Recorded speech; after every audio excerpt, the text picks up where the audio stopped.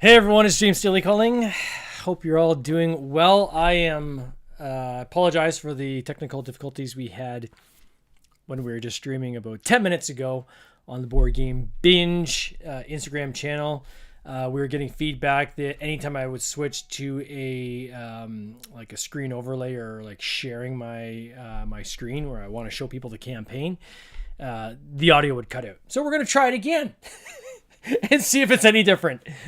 So I have Megan, who is on deck, and I will let her give me a thumbs up that she has found us before I even attempt to go on to the to share the screen with what we have on Safari.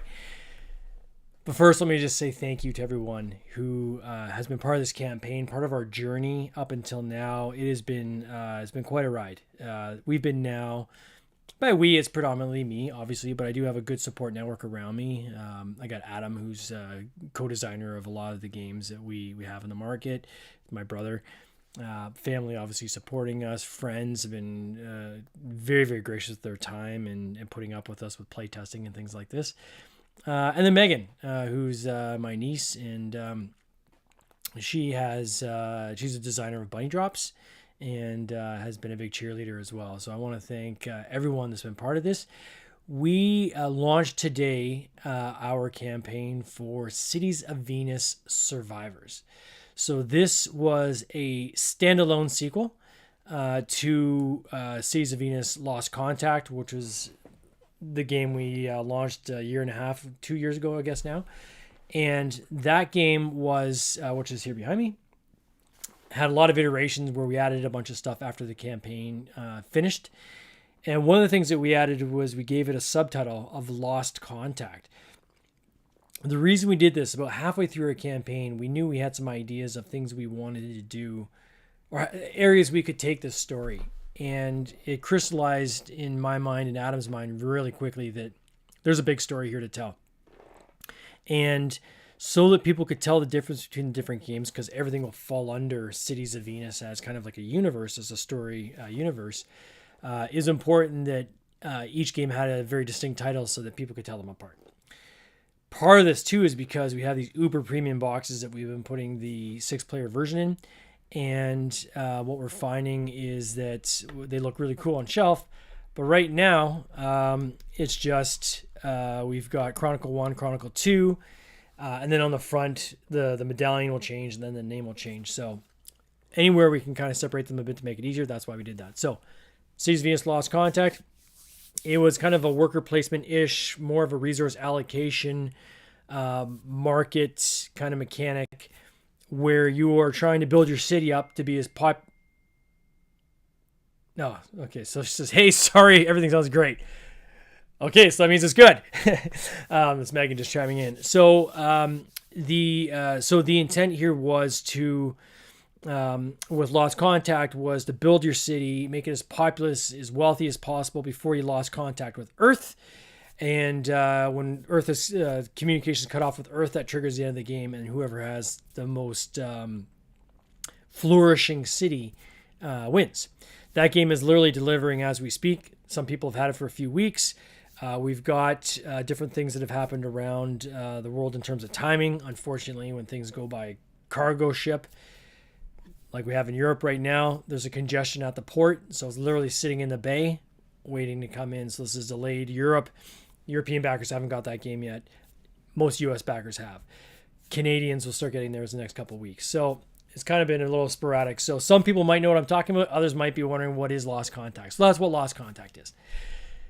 Today we launched a sequel. So it's a continuation of that story, that narrative story, but it's a standalone. You can play this game and have zero previous knowledge about Cities of Venus, the story, the lore, anything. It is designed to be self-contained.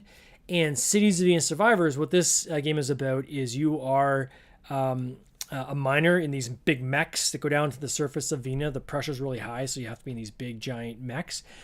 And your ascent thrusters fail on the way down.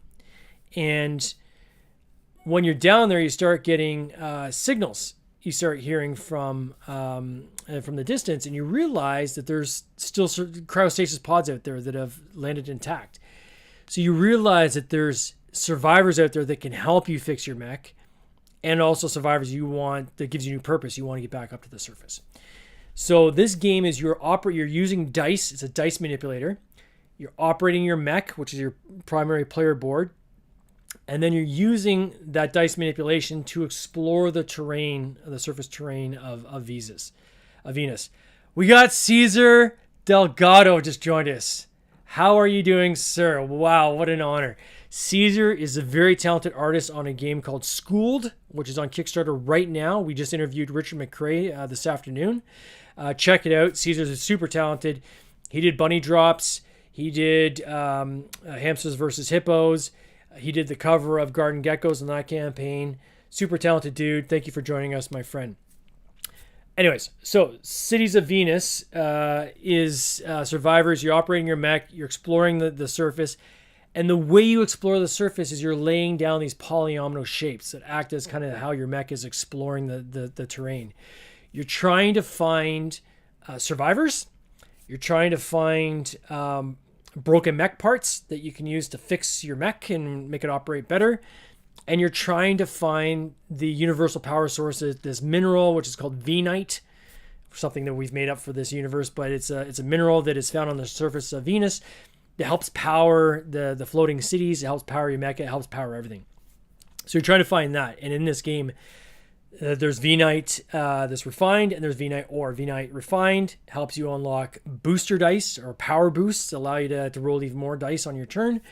And the ore acts as like a dice manipulator, so you can go up and down, kind of a value of 1 is what the ore does. So that's kind of the crux of what the story is about. I'm going to share the screen. Fingers crossed. We got Aunt Nancy just joined us too. Hey Nancy, how's it going? So I'm going to share my screen. If my audio cuts out, please ping me in the comments and tell me you can't hear me, because I don't want to just be talking into the void without you guys hearing what I'm saying. So sharing the screen. Here we are. Tell me if you can hear me. Give me a thumbs up, something. Megan, text me, anything to let me know that you can hear me. But this is our campaign page just launched today. Again, I'm super, super humbled and grateful for all the support we've had from the backers. This is great. So Megan, hear me. Perfect. We're almost at 38,000 funded on a goal of 20,000. So this thing has funded. We are going to produce this game. It's not a question of if. It's now just a question of how big we can make this campaign. As people know who follow us, is we're always looking for ways to kind of add in more. I don't like to do stretch targets in my campaigns because I find them a bit disingenuous, because often they're pre-planned, and if you could plan to do the things that are in the stretch goals, you should be doing them anyways. So what we do is, as we kind of come up with cool stuff, and as we hit certain funding levels, if we can, we will my kid we will then do more on the campaign. So stay tuned. There might be some more stuff coming, but this game, we put the best foot forward. You're going to see on the campaign page here that we really pulled all stops and went as premium as possible. The game right now weighs 6.5 pounds. That's even before we put it into the super premium box. It's probably going to be about a 7-pounder by the time we ship it. That's crazy heavy for a board game. So the shipping is going to obviously kill us, but it allows us to do things like have a ton of dice in this game. So this plays up to 6 players. So there's 6 player boards in there. There's enough dice for everybody. We have these terrain maps. There's, I think, 50 some odd terrain maps. We'll get into the numbers in a second. We have dual layer boards. You can slide the cards in and out. We've got engineer cards. We got mech cards. And you're going to find as we go through this, you're going to see one of the things that was really important to me was organization. So we've got a tray that pulls out and goes right on the table that helps organize your polyomino shapes, which is super cool. So let's start off with the story. So this is a 1 to 6 player game. There is a solo mode. The solo mode is it plays very much like the regular game, but we've changed some of the end launch sequence conditions that kind of make it a pass. You can you could fail essentially. So it's not like everyone gets off the surface. there's a chance you don't even get off the surface in the solo mode. If you do get off the surface, then how well you get off the surface is going to determine your rank. The story behind this is it's the year 2222. This Earth has established these floating cities in the clouds of Venus. Your miners that have been sent to the surface to mine this valuable Venite mineral. And unfortunately, your synth thrusters had failed, as I said at the beginning of the thing here. Now, I'm wondering if this is showing up on screen. Let me know if this is too small. If it's too small and you're seeing us here on TikTok or on Instagram, I can try to make the screen a little bit bigger. So just give me a little thumbs up or thumbs down if you can see everything we have here. So you're going to cobble together whatever parts you can, which is kind of cool. The one thing I will say is we do have an incentive that we do this for day one backers. So if you back in the first day, we've got these pilot wings. They're kind of like a copper rose gold color. They're zinc alloy. These are completely free. So we will keep these as an add-on. So if somebody joins the campaign like a few days from now, they can still get these. They'll be $11. If you join us today, if you pledge today, you get these for free. Right, so we're gonna we will add it. You don't even have to add it to your pledge. We will add it in the back end when we do the pledge manager. We'll just add it to your order, so you don't even have to worry about adding it. It'll automatically get added.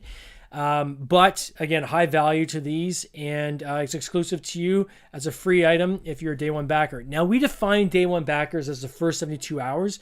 The reason we do that is we know that sometimes emails don't quite slip through somebody's inboxes. You might not see it for a couple of days, so we give it 72 hours and we kind of call it at that point. So as long as you back within the first 72 hours, we'll consider that a day one back and you get your pilot wings for free. For those, I'll show you on camera here, that were part of the last campaign, we did presidential wings. And that's these guys here, which look super cool. They turned out really, really, I should have actually put these on today. But presidential wings, so it'll be roughly the same size, but it'll be more of a rose gold color. And the idea is that every time we do a campaign, we'll have a set of wings that become part of a set. You can still get these. So if you miss these in the first campaign, I think we've got like 200 left over. So it's first come, first serve. But as an add-on, after you do your pledge, you can add the presidential wings as well. So that's there as an add-on. All right. So what is Cities of Venus? This was something that a good friend of mine, Andrew Gilpin from Gilpin Games, we were talking about the campaign, and it became very obvious that we need to put something in here that actually explains what is Cities of Venus before we get into the sequel.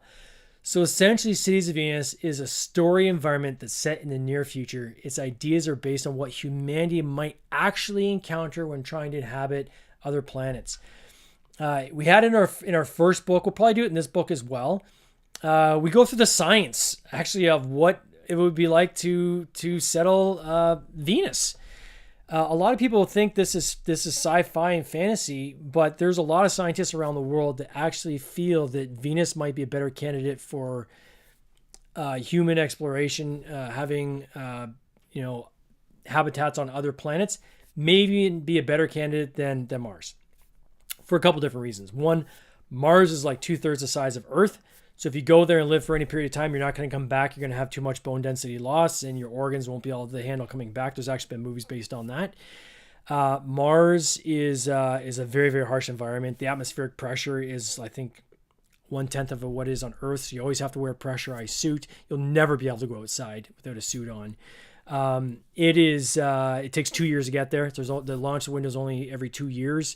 So launch every 2 years takes, I believe it's 6 months to get there. Venus, on the other hand, I think you can get there in like 2.5 months. So it's closer in towards the sun. So we line up a lot more frequently with Venus than we do Mars. It is roughly the same size as Earth. So the gravity is the same as it would be pretty much at sea level here on Earth. So no issues of going there and coming back. Atmospheric pressure is the same as Earth. The catch is you got to be 50 kilometers up in the air. So you have to actually be in the clouds of Venus. And there's about 50 kilometers up. That's where the atmospheric pressure is identical to what is here on Earth. So you would need protective clothing and obviously a breathing apparatus, but you wouldn't have to wear a pressurized suit. If you sprung a leak in the habitat, well, then you have time to go and patch it. It's not going to have a rapid kind of explosion based on the differential between the pressure. There is acidic clouds in Venus. You would never be able to go on the surface because the pressure is like 4 times what it is the deepest part of the ocean here on Earth. But up at 50 kilometers, the temperature is roughly the same as what it is here on Earth. It fluctuates, I believe, between something like 22 and 36 degrees Celsius. So it'd be like the temperature down in like Panama. That's the temperature it would be on Venus if you were 50 kilometers up in the air. Now, how could you have a city floating in the air? How could that even happen? Well, oxygen, if you had a city that had the whole base of it was filled with breathable air, the buoyancy of that would be enough to hold that kind of weight in the air, and it would just basically circle the planet. So a lot of scientists around the world believe that it's a better candidate. That was the inspiration for this game. We didn't want this to be like super sci-fi with these green aliens coming in with phasers and stuff like this. We wanted to be somewhat kind of what life would be like maybe 100 years from now if we were trying to inhabit that planet. And that's what the first game we had was about, was being there, trying to establish floating cities, and we actually lose contact with Earth. We don't know what happened. Supplies and things stopped coming. We explore that story actually in Time Splicers, which is an offshoot game that we have. You can actually buy that on Amazon right now. And that game explores kind of the story of why we lose contact with Earth. But again, these are all standalone stories. So unless I told you these were all connected to Cities of Venus, these would be games you just play as a standalone, self-contained game. It's that the story elements are kind of carrying through. And you'll see more and more of the components where V-Night as a mineral will show up into different games. V-Naughts, like as what we call our little astronauts that are on the planet. We use the same meeples in the different games. So you start seeing this, this kind of connective thread that goes through the different games, which we just happen to think is kind of cool. So getting back to the kind of the story and the lore of Cities of Venus, we're going to continue to add games onto the story, and we're going to keep going as long as we have ideas, but with the intent that each and every chapter will always be standalone. We will number them so you know whereabouts they fit in the storyline. But they'll always be a standalone game, so you don't have to have been part of the lore to enjoy them. You won't have to have owned or played the other games to own or play the new ones. And we also want to continue to strive to bring different game mechanisms to play. First one was more resource placement, allocation, some mining, so there's a market card selection in that game. This game's all about dice manipulation, polyomino placement, and very reminiscent of if you've played Baron Park. It's kind of like Baron Park meets either Dice Throne or meets the inspiration for us, quite frankly, was Fantastic Factories, and then kind of taking Favor of the Pharaoh, kind of the final end game rolling sequence is heavily inspired by the ending of Favor of the Pharaoh. So those three games kind of mashed together was the inspiration for this one. The next game is already designed by Kevin Levy, and that's coming a year from now. That game is called Cities of Venus Civil War. It's set 100 years in the future. Now all these city-states are thriving, but they've got factions. They have all different types of governments, and now they're at war. They're fighting over the V-Night on the surface. The International Innovation Station, which used to be there for peace, selling technology to help these cities thrive, is now selling weapons to the highest bidder. And then it's a skirmish-based game. So all these, that game has nothing to do with these two. Thematically, it does, but the playstyle in that game is very much a skirmish where it's a take that type game where it's very much player on player. The game we have coming after that, we've already kind of got mapped out. That one will be called Uprising. That will be about retaking a city from the overlords, so to speak. And it will be a co-op. It'll be a dungeon crawler a la kind of almost like a Clank type style game. Very different mechanisms. So that's kind of how we're mapping this out as we go along. We also intend to have smaller side games as part of each of these campaigns. And it seems like what I'm leaning towards is part of our kind of VIP incentive. We'll build that into VIP incentives, but certainly have it as an add-on that people can add on. So we had Time Splicers with the first game. This game that we launched today, we have Dust Reclamation. That's this guy right here. It is a trick-taking game, and this is the story behind this is the miners, while they're waiting to go on their next mining mission, they're sitting around and they're playing their favorite card game, and they make those cards out of scraps of metal and things they find from the shop. And this is the game in the universe that they play, and you're playing the game that they would play in the universe. It's very thematically driven that way, where you're trying to there's different like work orders, which is number of tricks you have to kind of achieve in a turn. You're counting your scores using V-Night. You have a reclamator in the center where the trump, or I guess we call it trump here, but for those who don't know, euchre style games or trick-taking games, kind of like the highest card value in the game changes usually from hand to hand. In this game, that can change during the actual hand with this reclamator that people can actually move this little dual layer board. It's very, very cool. There's dust in the machine. Some of the dust is bad and it's negative points, but there's certain turns where the dust actually might be positive because it's got V-Night particulate mixed in. So it's very thematic, again, tied into the game. This is an add-on. You can add on to Cities of Venus Survivors. The one we have coming with Kevin Levy next year with the Civil War, that one will probably we have a roll and write that's been developed by Stephen Hill. That game is called Architects, and it's all about kind of the original design and creation of the cities, and that'll be part of that game. So that's kind of our plan going along. A major game with a smaller game that is kind of like a side add-on standalone game that can be added during the campaign. All right, back to the page. Please ping me with questions if you have it. I am sorry if you're watching on TikTok. None of our TikTok comments are bleeding through. Maybe Megan, you can try to send me one, but I'm seeing nothing. Certainly, I am getting the feed from Instagram. So if you're watching on Instagram, Tin Robot Games is our handle. If you're on TikTok, maybe hop over to Instagram if you want to interact with us. Send any questions. Ask me anything. I'm here to answer. Why back now? This is something that's very, very important. This game is not available in stores, period. We had this in our last campaign, and I thought it was kind of clear during our campaign that we weren't going to be selling Cities of Venus Lost Contact in stores. And I'll get into the reasons in a second. We had some reviewers that were like reviewing us, kind of doing like the weekly roundup of Kickstarter, and they were saying, well, maybe wait till this comes out at retail and see if the price changes and things like this, which was bad advice because once this was off Kickstarter, you couldn't get it. So this is exclusive to Kickstarter. We're not selling this at retail. I don't want to bastardize the price. I turned down copious retailers when I was at Origins 2 years ago. I literally had a retailer pull out their order book and say, okay, what's your wholesale price? I'm ready to place an order. And I'm like, sorry, we don't sell to retailers. And they seemed actually disgusted and upset with that comment, but it was the truth. Same thing when we were at Essen in Europe. I had people come by, saw the Cities of Venus, they place tested, like, all right, how can I place an order? And we're like, I'm sorry. We don't sell this at retail. So we'll make enough for our backers. We'll always have some extras in case we have to do any fixes. We've had some fixes on this last campaign and we're making those right. That's why we have extra copies. But our intent is then to move on to the next game. And that for you as a backer gives you the confidence that, hey, you know, I might have to wait a little bit longer for the game. Like right now, Europe with the cargo vessel being stuck in the port waiting for the congestion to clear.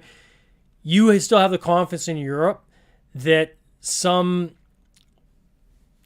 consolidator isn't sending copies of that game to your local game store, allowing people to buy it while you're still waiting for your copy to arrive. This happens to me all the time as a backer. I back a lot of games.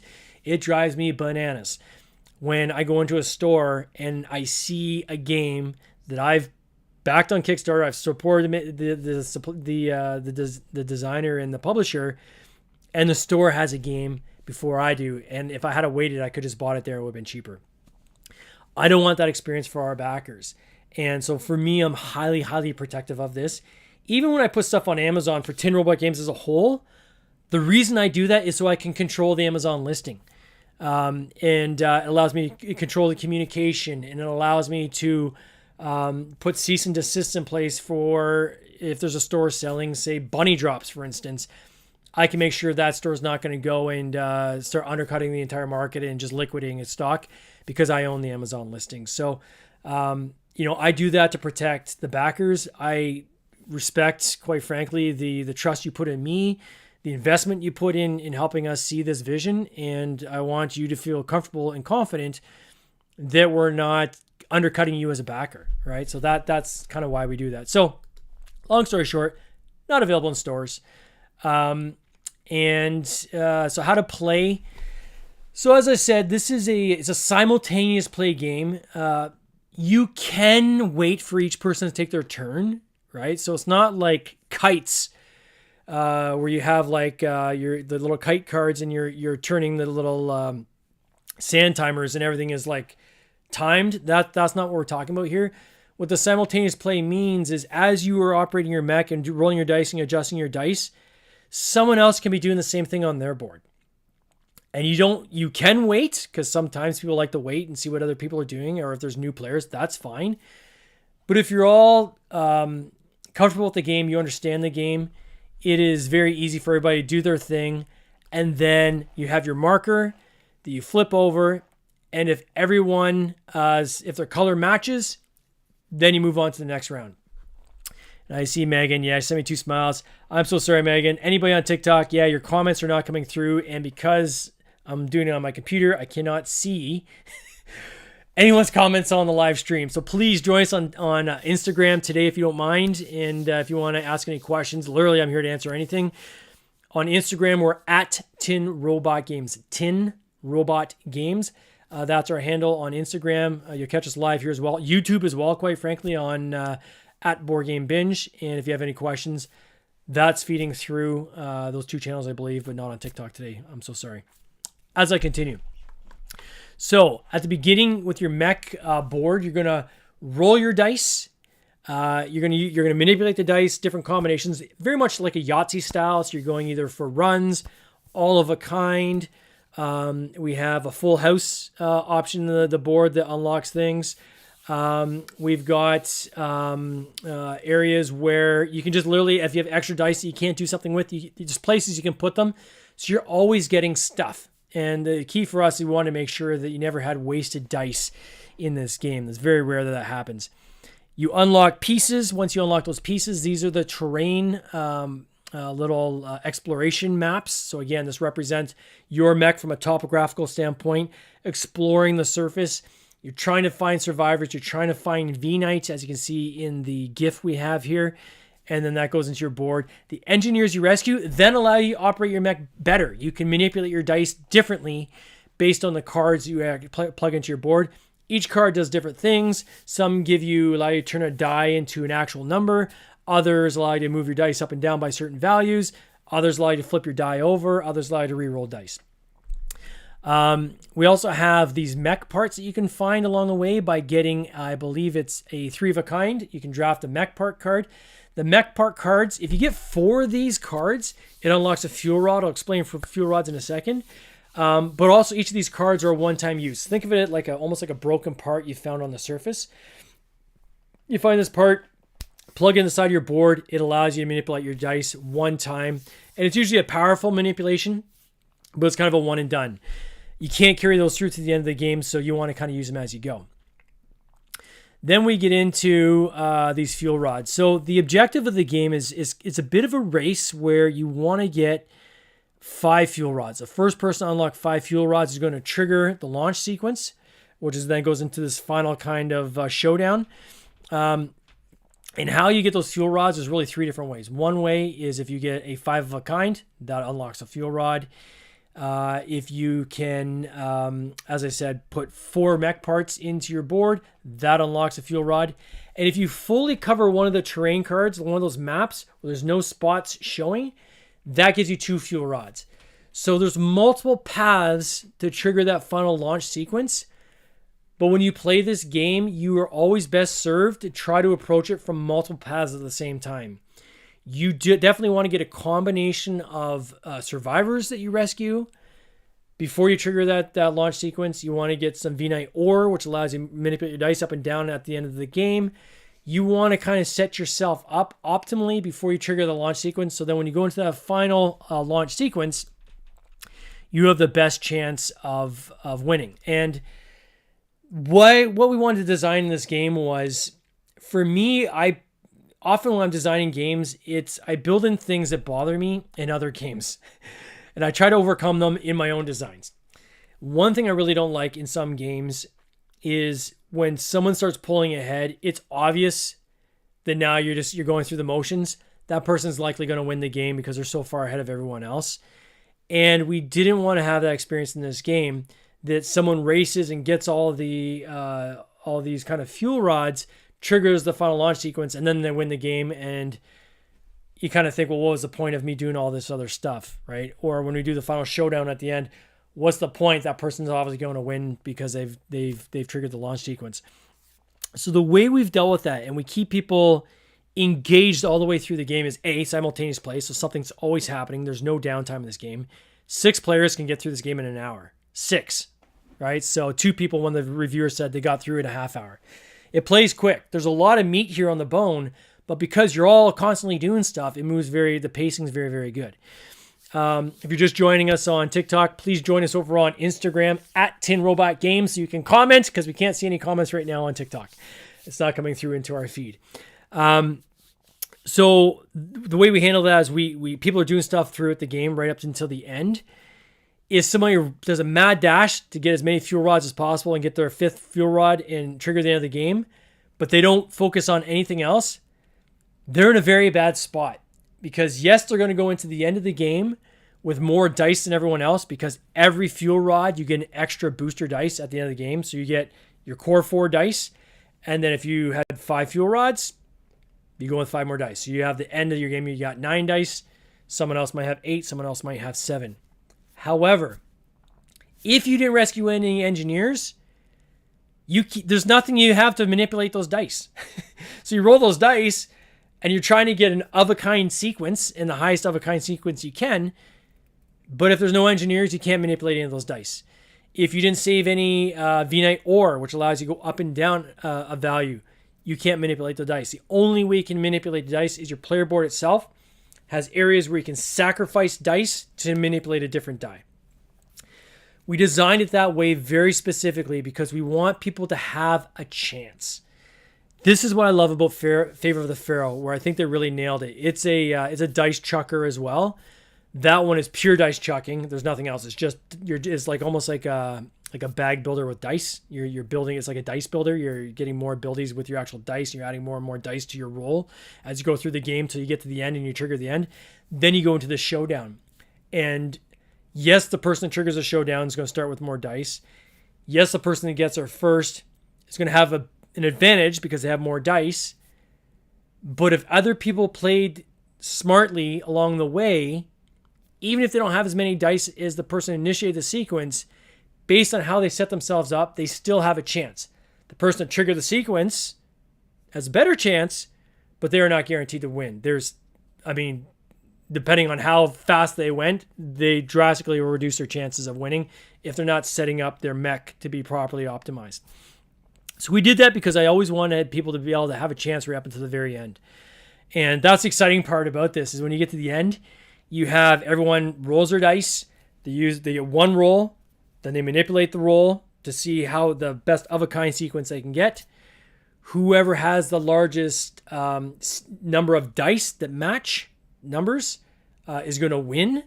And if it's a tie, like so say 2 people have 6 dice all of a kind, then whoever's the highest sequence of a kind, so if someone's all 3s, is going to beat someone of all 2s and so forth. So that's kind of how it triggers at the end. So we absolutely love it. The reviewers have been very, very complimentary, and I encourage you to listen to the reviews on our Kickstarter page. This is the first time. I think Garden Geckos is probably this time on Garden Geckos too, so I don't want to just downplay to Garden Geckos because the reviewers were pretty unanimous on that one as well. But as per Lost Contact, depending on people's playstyle, a lot of people liked it, but there's a handful of people that didn't. We haven't encountered that on this one. Everybody that's played this says this is a lot of fun. We really enjoy it. It was really, really well done. So that was, for us, it makes us feel like, okay, we did our job right. We got the right balance. We got the right experience. And thematically, everything ties in so that everybody feels like they're going along for the journey. Haha, Eric just joined. How's it going, Eric? Good to see you, buddy. Oh, that's amazing. Okay, so let's go back into the page, shall we? So playthroughs. There is a playthrough on our page. This is Jake Powers from Gaming with the Powers. Check out his channel. These guys have great content. Really high production value. Him and Sierra. And they did a review as well, which we have later on our page. But what I like in this is he does a very succinct description of how to play. And although all the reviewers kind of gave us an overview of how to play at the beginning, and I think Tabletop Tolson is probably equal to this one too, because hers is super, super clean as well. They're all very clean. Jake's, I think, was cleanest and shortest at the same time. So his is very, very tight how he explains it. So for people who like to skip through videos, that's why I put his as the playthrough for people to check out. I believe the Billy Indiana, I think, is actually playing this potentially with some family members. He said he might do some further content, playthrough images on that as well. If he does, I'll put up there with the playthroughs. Preview reviews. I'm going to read these just because they just made my heart sing when I saw all these. So Tabletop Tolson, what a dynamite game. Just a lot of fun. Kimberly Tolson, great channel. Check it out. She's got amazing content. Jake and Sierra, so cool, so innovative. When they're talking innovative, what they liked is you'll see in the box, and we'll get into this a little bit later on, I'm a big fan of inside lid printing. And I've taken it a step further now, and now I'm doing inside bottom box printing. I'm just printing the entire inside of the box. For me, as real estate, that it's obvious that there's a canvas to paint there. Why don't you paint it? And for me, I wanted it to be kind of a cool experience. And what really I get a kick out of is when you're watching them discover it, right? So I was watching some of these reviewers and their playthroughs, and they're opening up the box like, oh, that's kind of cool how the inside lid is got a screen there, and it's like your console. That's kind of cool. And then they take out the tray, and then they see a cockpit seat down in the bottom of the box with like gears and like different pressure turns and things like this. And then they just dawns on them, and they're like, wait a second. So if you're like sitting in that seat and looking up at the box, that's like the view screen you're looking at. Oh my God, this is like a cockpit. Exactly what we were going for. This was this was what we were trying to hit and the experience we hit. So love the experience we get with the inside of the box.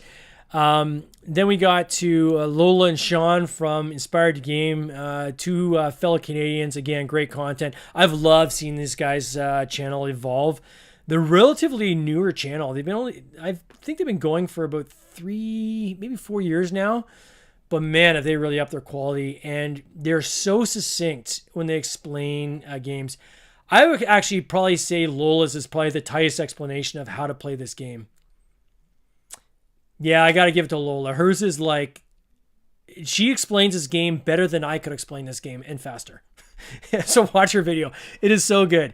But she says she thinks it's brilliant. She thinks it's so much fun. Michael from the Unfiltered Gamer. Oh, thanks, Eric. I appreciate Eric just said congratulations on day one funding. We're almost at, I think, 200%. Adam just pinged me. Adam, the co-designer of this game, and my brother. Yeah, he said we're at 200% funded. Probably going to hit 40,000 by midnight tonight. Hopefully, fingers crossed. So back to Michael from the Unfiltered Gamer. This guy's awesome because it is unfiltered. He'll say if there's a part he hates. He'll say if there's parts he likes. And he gives it to you raw, and it's cool. I like it. I liked his review. It was good. Again, he was similar to the other backers or the other reviewers. He just said, you know what, I really enjoyed this. It was a lot of fun. Brains on Games. We had Brian on the podcast a couple weeks ago.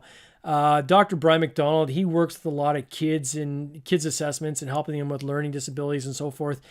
And he really likes to approach his game reviews based on kind of like how does a play style, what are some of the things you can, like learning styles you can learn from through play and through gaming. So I always like that kind of hook that he has in his content.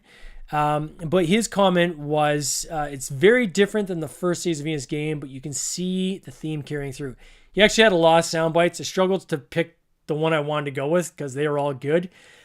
This soundbite I wanted to take, and he was cool with me using it because I said, you know, I like the fact that you acknowledge that, right? Because this is what this whole cinema, this whole kind of universe is about, is how these things kind of interconnect. And he nailed that right away, because he was a reviewer of Lost Contact as well. And he's like, oh yeah, right away. He's like, yeah, completely different game, but I can see the connective tissue here, and that's super cool. So it's great that he reviewed that. Then we had Adam Singer. Adam Singer, for those who don't know, I'm pretty sure there's him and there's one other guy. I can't remember the guy's name now. They do a weekly roundup on Board Game Geek specifically, where they'll go through the coming week's campaigns. He chose ours as his personal pick of the week. Very, very complimentary as he went through it. And it was around how we combine the mechanisms, the polyomino with the dice drafting, and how the game builds towards the end, and how people still have a chance even at the end. He really liked that, so that made us his pick of the week. Tabletop Vibes, and Butner, again, I don't know if he'll join us on this yet. He was on when we were on earlier with Board Game Binge. We had him on the podcast again about a month ago. Just a super great dude. Talk about vibes. This guy's like positive vibes. If you want to see a channel where someone just exudes positivity, this is your dude. He's a good guy. And his comment was just a ton of fun. And he's like, you don't want to miss out on this. Then, of course, Norm Hastings from Board Game Museum, very large channel. What he liked was that it gives you lots of options to try to reach the launch sequence. So he liked that there's multiple paths to the end, which he thought was kind of neat. And based on how you're rolling, you're going to have to change your strategy and how you're getting to that end. And he thought that was quite clever. Okay, in the comments, Eric saying he loved the Chronicles from the Last Contact, how the last one set the time. Oh, yeah, you saw. I love that. Okay, let me just do a little side note on this. So what Eric just pointed out in the comments is, I think we're going to do it on this one too. We got more Chronicles coming. We created this series of stories, which were little short stories, and we called them the Chronicles of Venus. And what we did is almost like, such and such a date. This is Captain So-and-so. This is something that happened in a certain situation.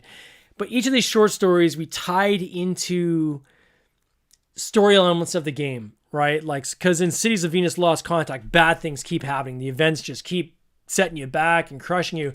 So we had all these stories based on that. And even like the drop of deciding which canister you're going to grab during the market phase of that game. We had a short story based on an engineer receiving the canister and seeing, is this going to be supplies or is it going to be, cryostasis pods with immigration coming to help us because we need more people to help us and more engineers. And so that's what that story is about. And the very last one we had was we did a short story on this miner who goes down to the surface, and on his way down, his ascent thrusters fail.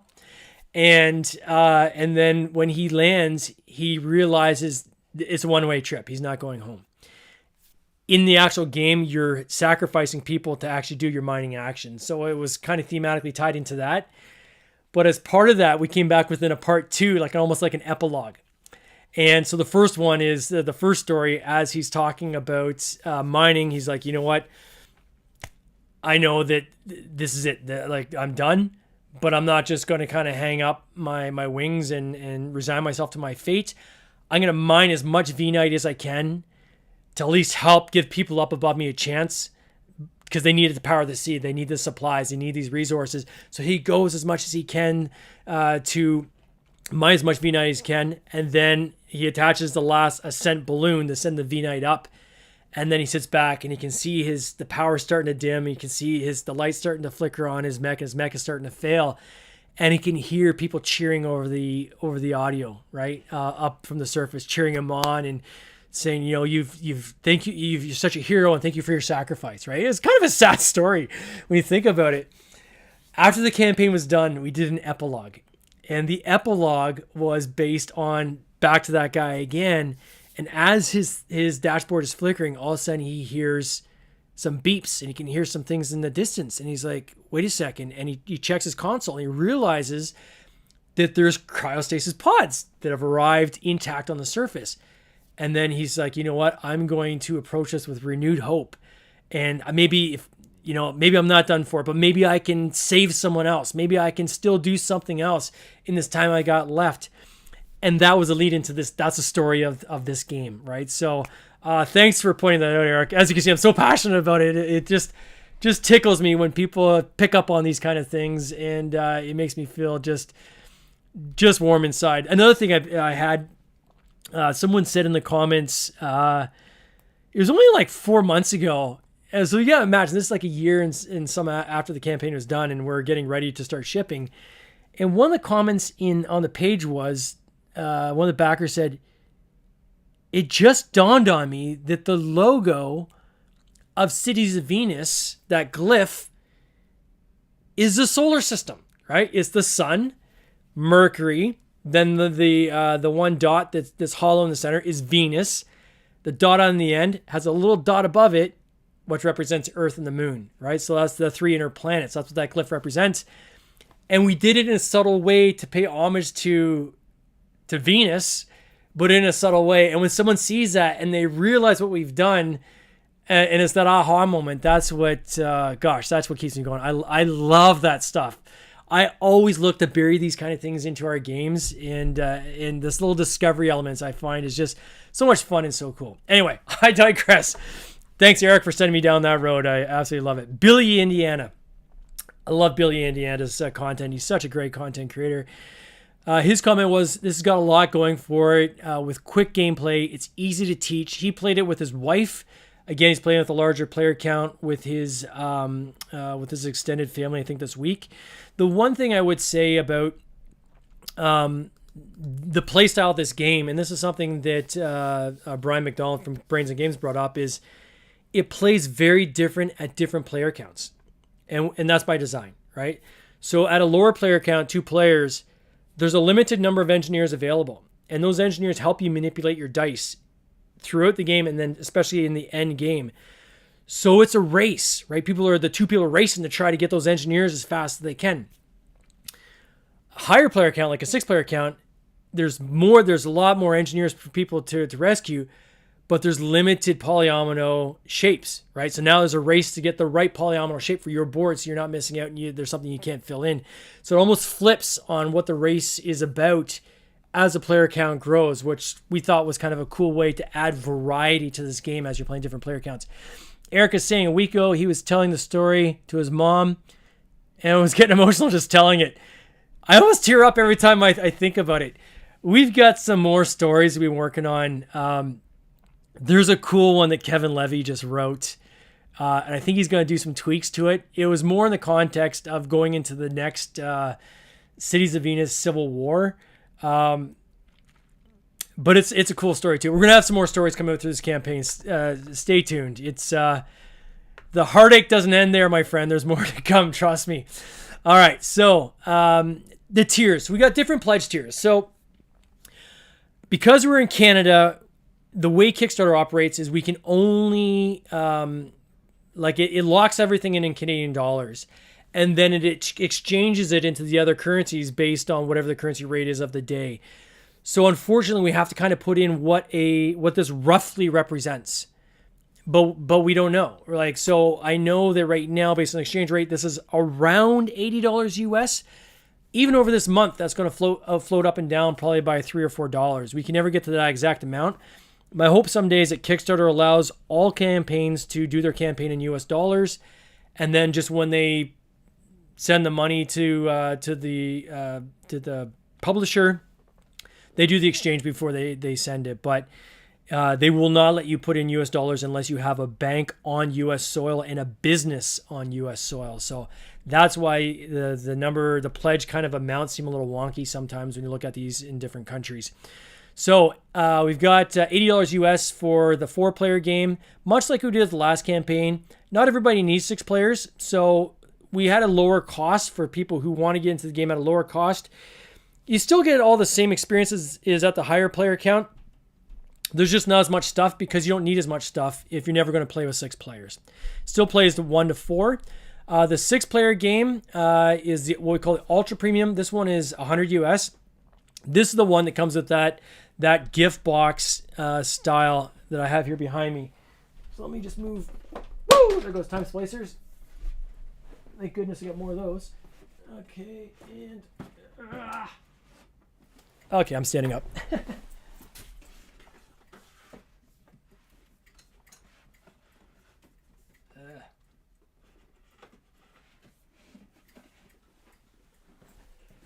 Fascinating content. Watch me take stuff off a shelf. Okay, so this is the box that we have for Cities of Venus.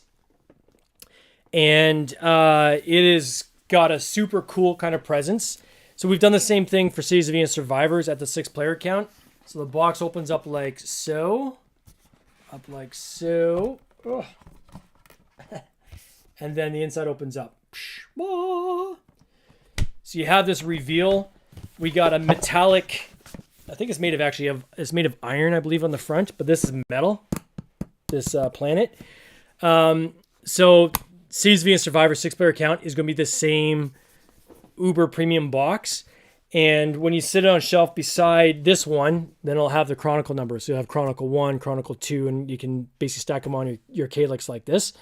Right now, all the mock-ups show a circular metal plate for Survivors with a picture of a mech on it. Stay tuned. Again, as you people know me, I like to do cool stuff if I can, wherever I can, if I can make it work. One thing I would like to do is actually have it cut out like a mech, an actual mech shape. No promises. Let me see if I can figure that out. But that's kind of where I'm headed on that. But this is basically the box that we're doing for the 6-player. It looks super awesome. We found these at Essen. So Adam and I went to Essen after the Cities of Venus campaign finished. And we found this kind of gift box style. And as we're looking at different packaging options in the marketplace, and it was a no-brainer. Like, we both looked at each other and said, you know what? We have to do this on this game because it just looks that cool. And we ended up eating it. So for people who are just following this campaign and didn't know about the prior campaign, that box we added on when the campaign was done. No additional money. No going back to backers saying, hey, give us more cash. We just did it.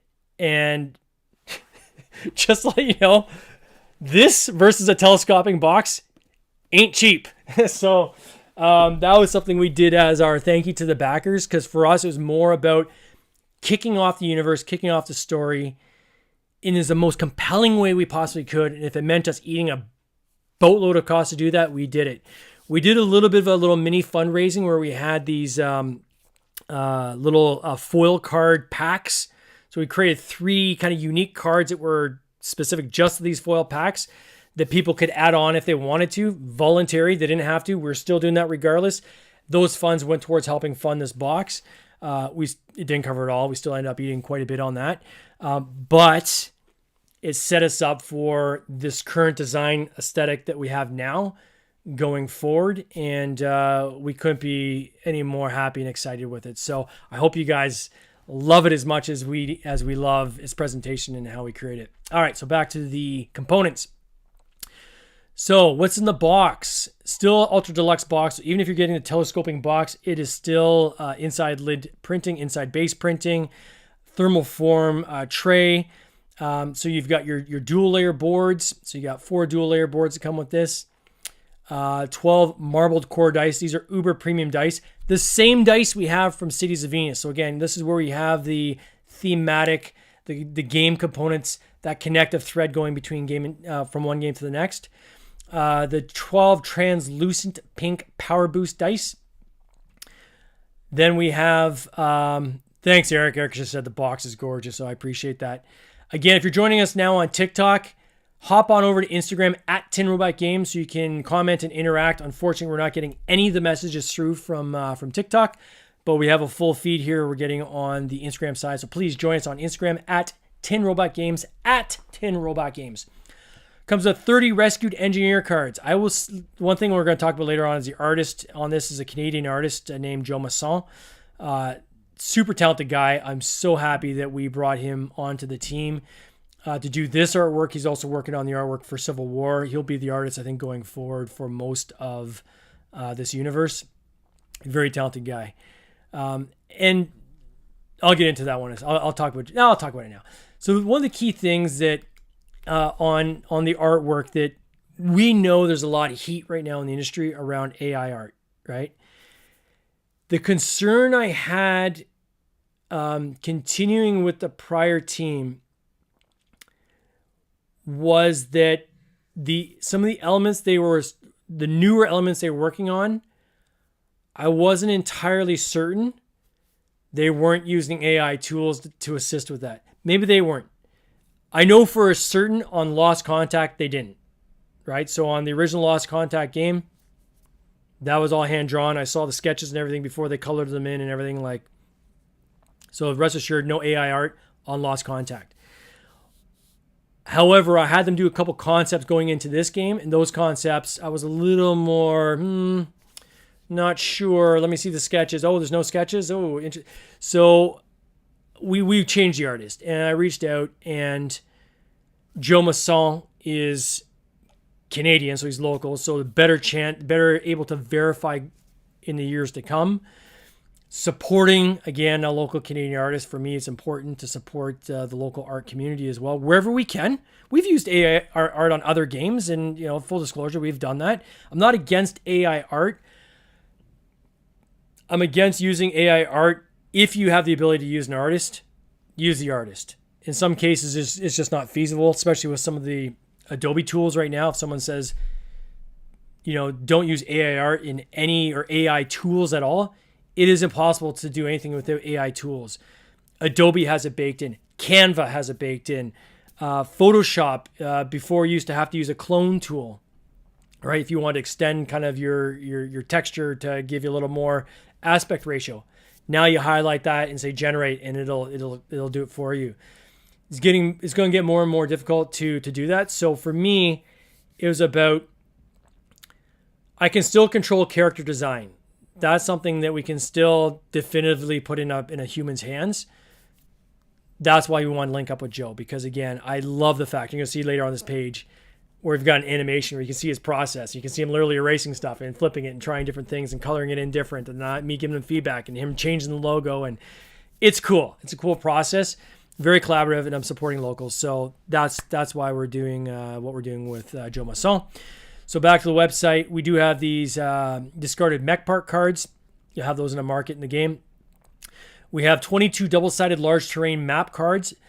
This gives you 40 map options. So each side will be different, and you shuffle them up, and then during the game, you decide when you draft one which side you want to use. So you have a little bit of control basically on the terrain that you're going to do. It's not entirely random, and it allows us to add just that many more maps.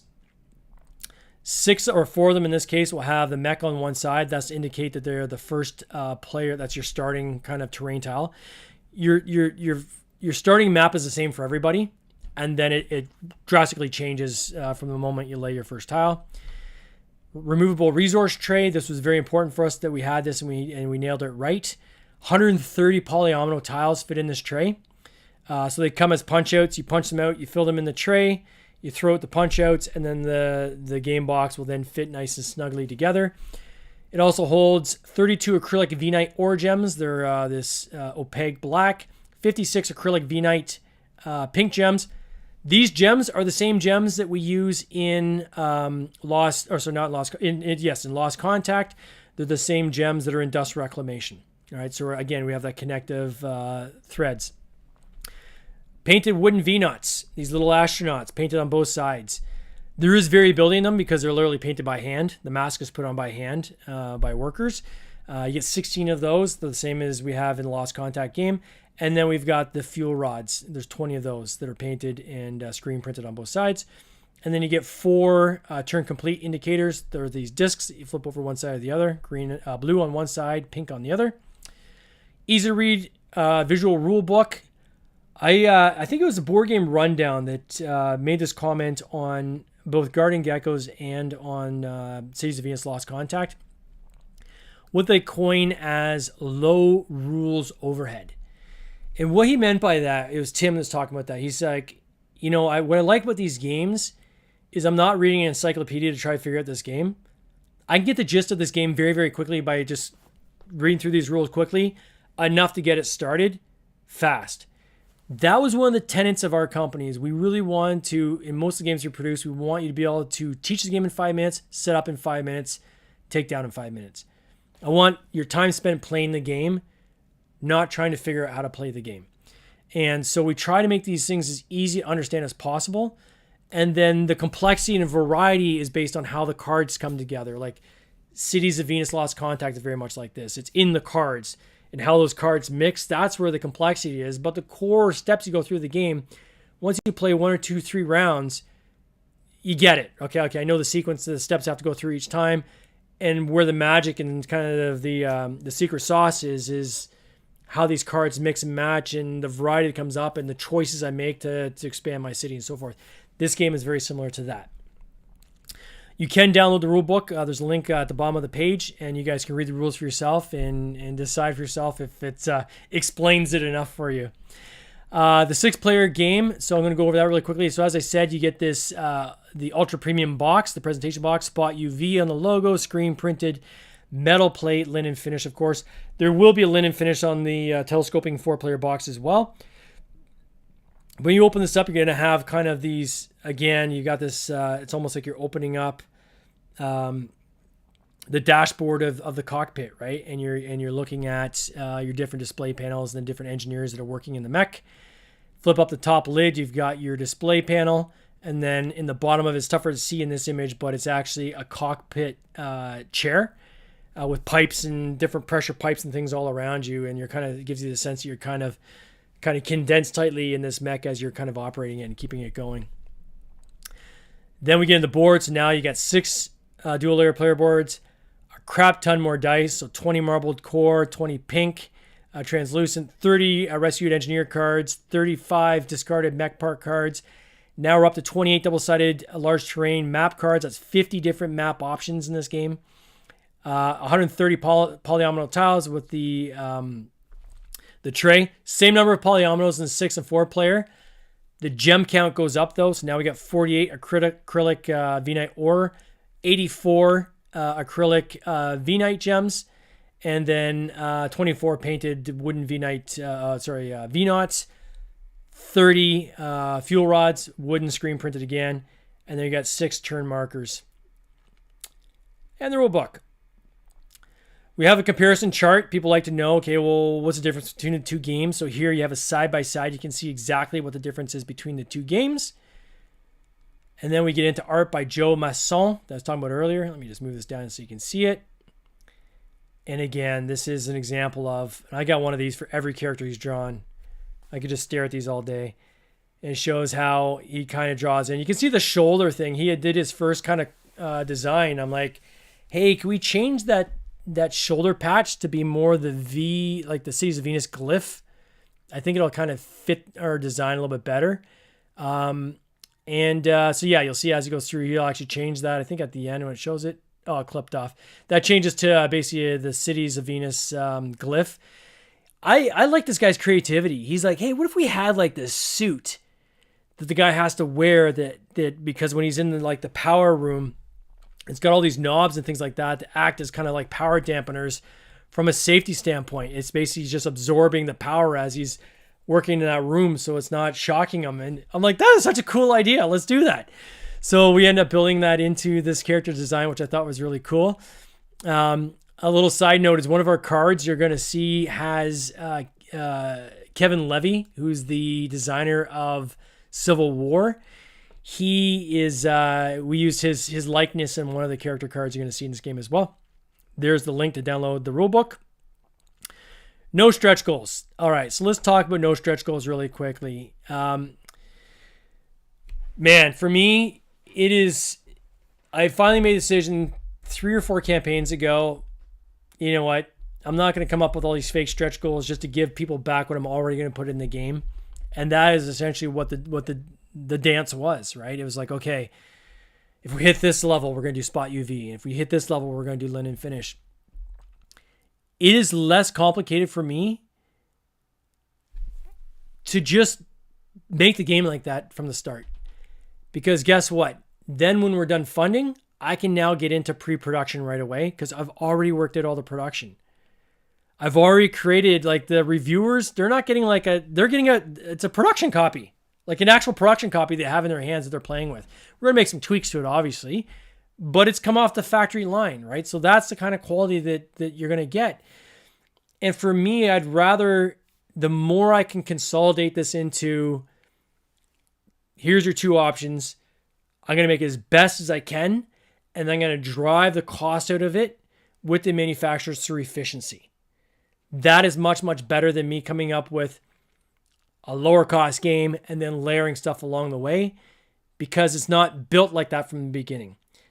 So that's why I don't like to do stretch goals. For me, I don't see any evidence that the stretch goals actually really does get people to share as much. I haven't seen that evidence. Maybe some campaigns it works that way. I know some manufacturers still like to do that. I've seen some others move away and say, you know what, let's just do the best game we can. If we get more cash than we expected, then we'll add some cool stuff in and we'll figure it out as we go. Do I know what I'm going to add in? No, I have no idea. But something's going to pop into my head at one point. I'm going to be like, that sounds cool. Let's put it in the game. That's how we roll. So for us, best possible game right out of the gate.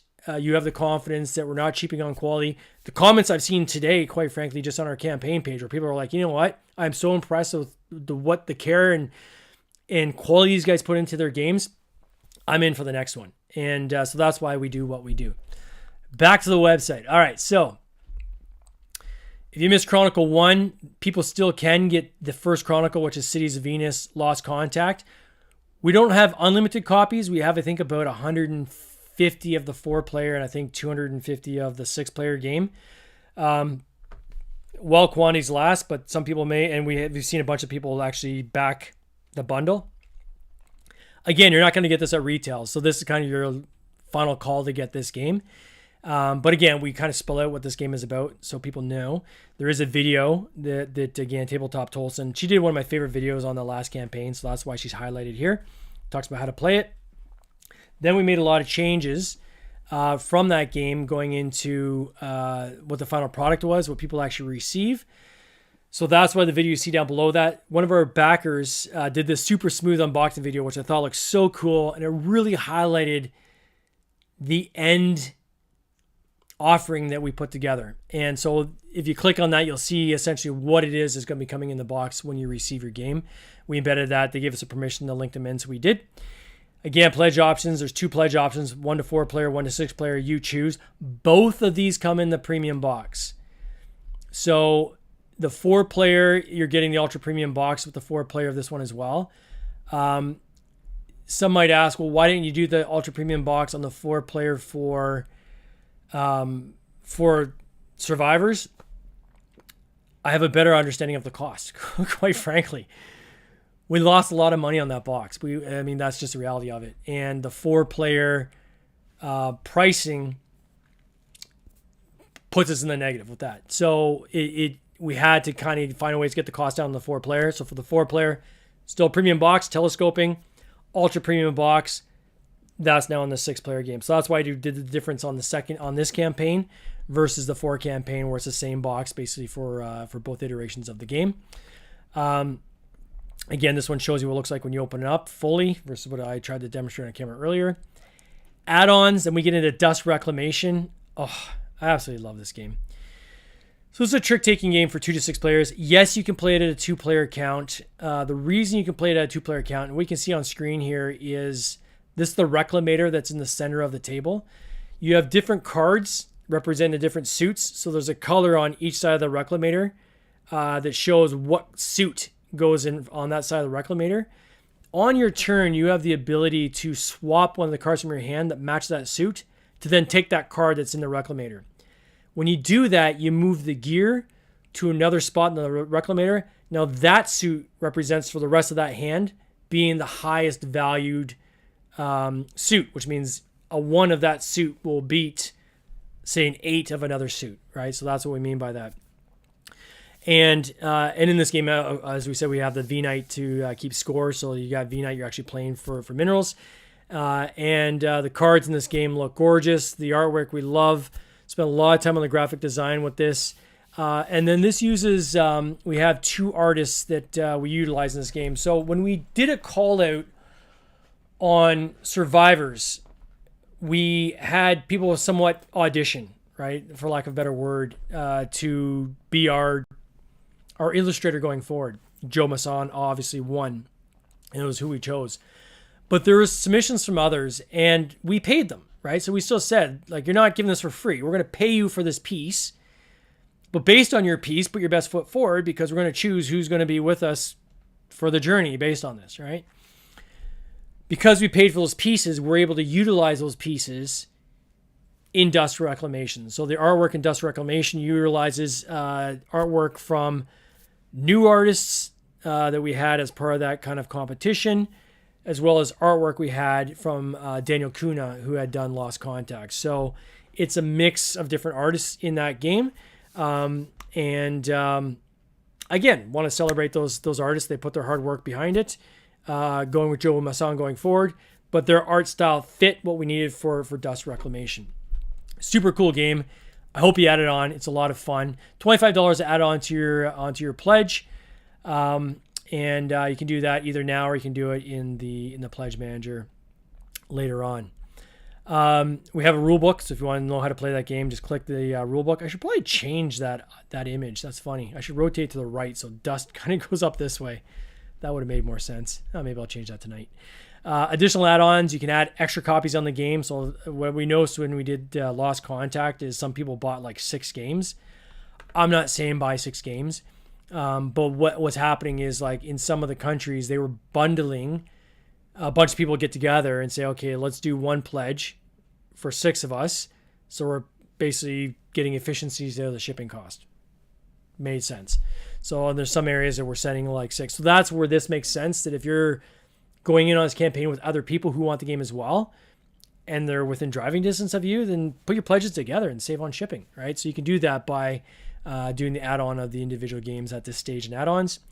One of our pledges also allows you just to pledge $1 and then just build your package how you see fit. Pilot wings, as I said, these zinc alloy wings are free for the first 72 hours. Then it's a $11 add-on in Canadian dollars.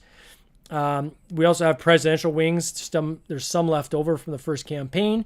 You can get those as well. There will be, we've already designed the ones ish or close to the final design on what the Civil War ones are going to look like. I'll give you a little taste. It's going to be tied into kind of like a 5-star general is kind of the imagery we're going for in those wings, but those wings again will fit in the set and just look super cool. So I cannot wait. And I know Kevin can't either. All right, this is the team. Myself, Adam is my brother, co-designer, Joe Masson, he's the artist. Big shout out to Andrew Gilpin and Sarah Pippi. I call them our rules ninjas, rules doctors, rules, just the best people you can have on your team ever. They're awesome. They've really helped us kind of clean up my thought process. I'll usually do a first draft of kind of here's how I explain the game.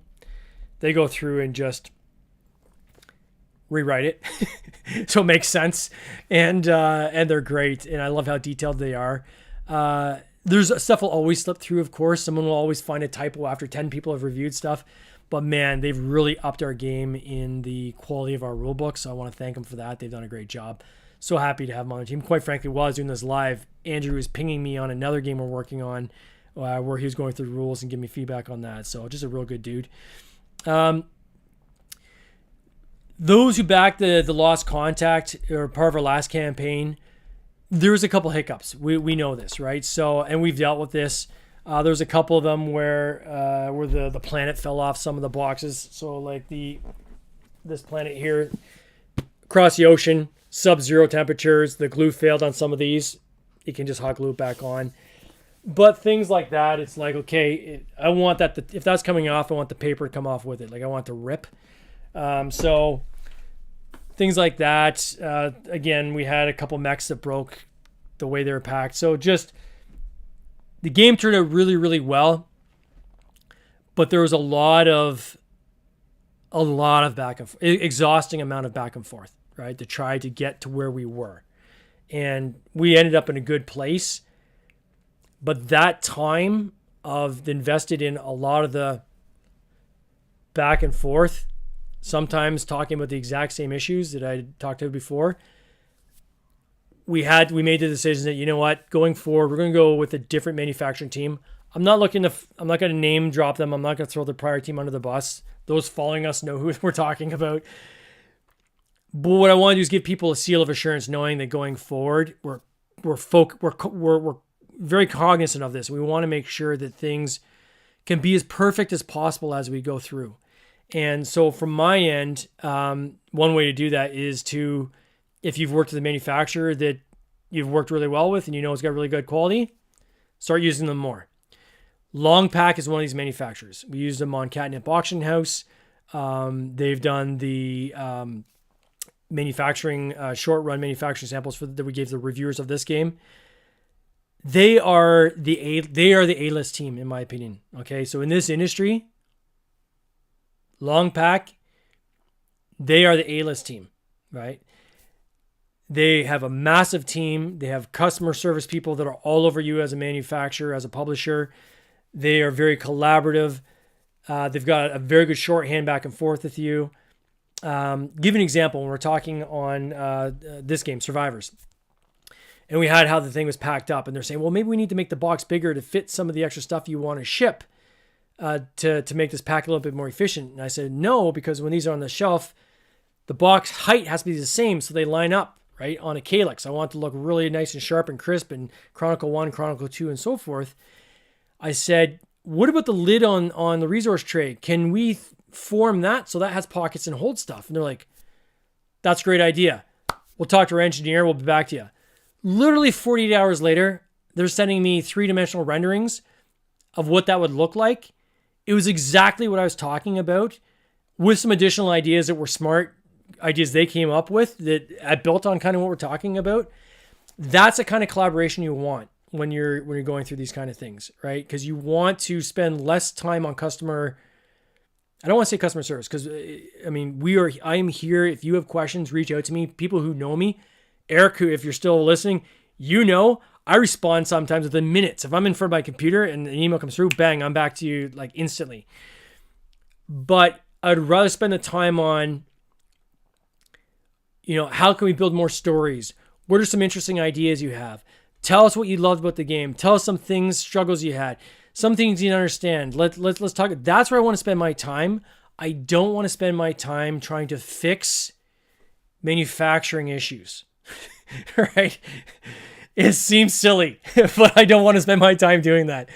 One way to do that is to work with manufacturers who are on their game, right? So I'm going to name 3 manufacturers right now that are top notch. Oh, thank you, Eric. Yeah.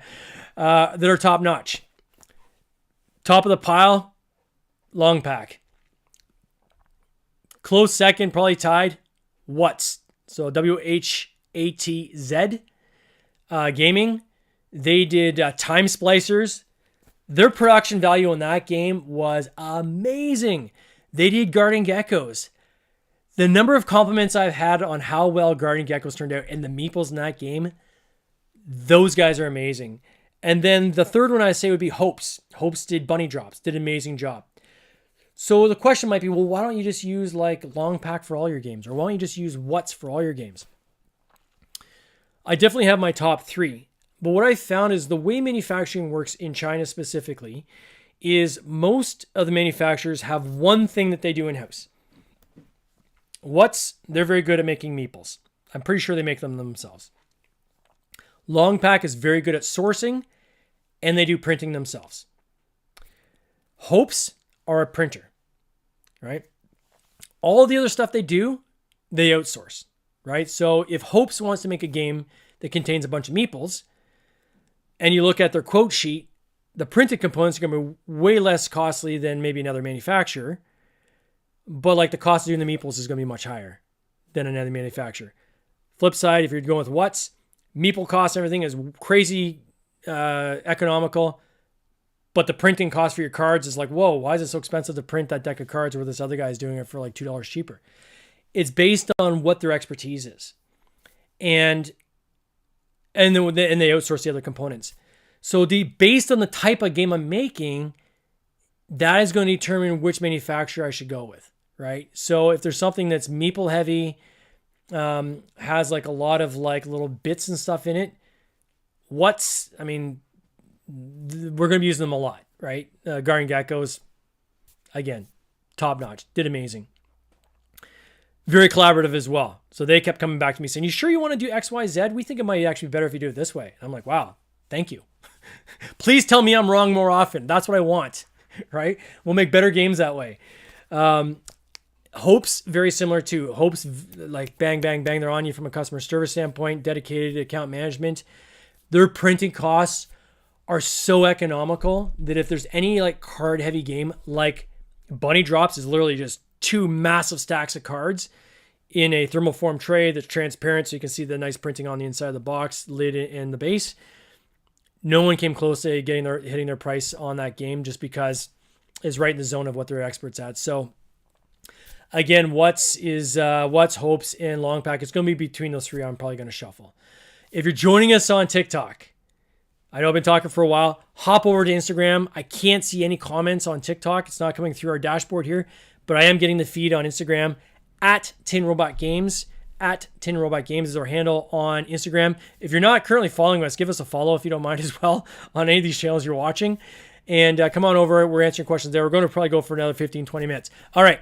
So back to the page. So Long Pack, that is our manufacturer. Again, kudos to Backer Kit. These guys are real pros. I've used them now for, I think, 5 campaigns in terms of their pledge management or marketing or both. Now I use them for pre-marketing, marketing during the campaign, and pledge management. That's how I'm using Backer Kit. The great thing about Backer Kit is their database carries over every campaign I've done. So I have the history of all the people that have been involved in prior campaigns that feed into our list, and it's just easier to access my ecosystem through them. I couldn't recommend them higher. They're great. In fact, I was actually talking to a colleague today about them specifically. He said, hey, you should use these guys. Kick Tracks. Last I checked, we were ranked number 2 on Kick Tracks. I'm not sure where we're at right now. If you get a chance, if you hear a dog bark in the background, that's my dog. Let me see here. Kick Tracks. So it's Kick and then Tracks with a Q. TRAQ. They are a kind of like a Google Analytics for board gaming. Still number 2. Darn it. Do me a favor if you get a chance. I'm surprised we're trending at 2 already today, but we're ranked number 2. Go to kicktracks.com and type in Cities of Venus Survivors. It will take you to the kind of the analytics of our game and how it's trending. What that does, though, is it helps us rank higher on KickTracks in terms of trending games. Some people go to KickTracks first. If we're in the top 10 list, that's another point of entry back to our campaign that just helps us with the pledges, the links, and campaign follows. So again, inexpensive way for you to help us continue to share the love. Kicktracks.com, or you can just click this icon on our page. It'll take you right there. Again, any of our social media, feel free to contact us on any of them. We're on TikTok. It's Tin Robot Games on TikTok. It's at Tin Robot Games. You're probably watching us live there now. You've got Board Game Binge Facebook group. For those of you who don't know, and I guess it's possible that lots of you don't know, is we actually have a podcast. So let me just go face the camera here real quick. It's called Board Game Binge. And it's been in the market now for, I think, 4.5 years. We've had 300. Today we just filmed our 334th episode. They're bite-sized, so it's 30 minutes in and out. I am talking to publishers, designers, artists. Sometimes I'll get content creators on there. Sometimes I'll get, I've had even distribution companies on. Literally anything to do with board games. I try to find as much variety as I can. People come on to our podcast. Usually the first third is we're talking about the person's story, because I find that very interesting. Tabletop Vibes just joined us. Welcome. I was talking about you earlier on. Here's a perfect example of someone we had recently on our podcast. Getting into their story. How do they get into the industry? It's kind of weird being in this industry as a designer publisher. Like, it's not a natural progression to get here. And I always find it very interesting. How do people end up here? So we usually do about a third on the person's story, a third on whatever it is they do, and then usually a third on kind of what's coming next, where they see the industry going, maybe tips and tricks for people who are trying to get into the industry themselves. And it's 30 minutes in and out. You can listen to an episode while you're getting ready in the morning. You can listen to an episode while you're traveling to work. It's meant to be bite-sized and bingeable. Anywhere you download your favorite podcast, you can find us. Spotify, Apple, Google Pod, or whatever it's called, Stitcher. Literally any podcast platform. You just type in Board Game Binge and you'll find our podcast. Haha, David just showed up. How's it going, David? You'll find Board Game Binge, and I'm the host, and I'm there for a half hour learning about the industry, and hopefully you're learning about the industry as I'm learning about it as well. We do record these live as well, which that's kind of fun because I'm kind of figuring it out as I go. And you can watch even the replays on boardgamebinge.com. Entire back catalog is on there. Go onto our onto our, our YouTube channel, Board Game Binge. You can find us there, and you can watch the actual episodes there. Sometimes I'm sharing my screen, and we use descriptive language if you're just listening, but we'll explain kind of what we're looking at and talking about. Or if you want, join our Facebook group. It's a private group. My mistake, I set up that way at the beginning. Now we're 2,100 members, so I can't change it now because it'll blow up the entire group if I try to change it to public. But to keep the bots out, if you just go to our Board Game Binge group called Board Game Binge and say ask to join, it delays like 5 minutes and then it just automatically lets you in. But we got 2,100 members there. We always post the episodes there as well. Other people have great content they post in there. We really, really are good at keeping the spammers out. Often people say, hey, I've got something I want to promote. Is that okay? I give everybody a freebie. Like today, we just had somebody talk. I can't even remember what he's talking. He had something in the local Toronto area where he helps bring board games to events and things like this and help people get into the hobby. He's like, hey, can I talk about it in your group? First of all, thank you for asking. And secondly, sure, absolutely, no problem. Just do me a favor. Don't spam everybody. Don't keep posting about the same thing. Try to add other content, but we'll give you kind of a freebie.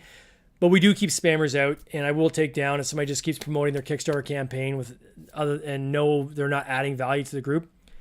I'll always pull that content, and if they don't stop, I'll literally we'll punt them. We've only had to punt, I think, 5 people in the history of the group.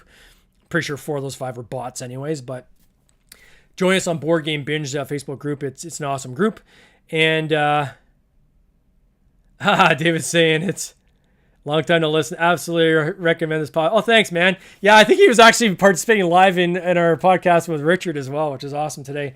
And so this is today we're just doing an Ask Me Anything. Literally, if you guys have any questions, throw it into the feed. As anybody knows, been following me, I am an open book. I will go under the hood. I will go deep into the weeds as you want to go. To me, I think the more we can all learn about this industry, the better chance others will get involved. I think there's lots of room for people to still jump in. I don't think this is saturated yet. I know there's literally thousands of games coming out every year, all from micro publishers, and I think that's amazing. And, it's helped me. This is something I always want to do for the past several decades of my life, and I finally did it. I finally did put my first game on Kickstarter 6 years ago, and I've kept going since. And, it is such a warm, what we're doing right now, this gives me the feels like you would not believe. And if I can help other people be able to do the same thing, I am all over that. So anybody, if you have questions, even after their lives, as David, as you know, who's listening right now, I always answer. People ping me, I'll always answer if I can, right? No problem. Like if you have a question, I'll answer wherever I can. And I answer as fast as I can too. I don't let things like kind of simmer for 4 or 5 days. If I'm in front of my computer, I will answer right away.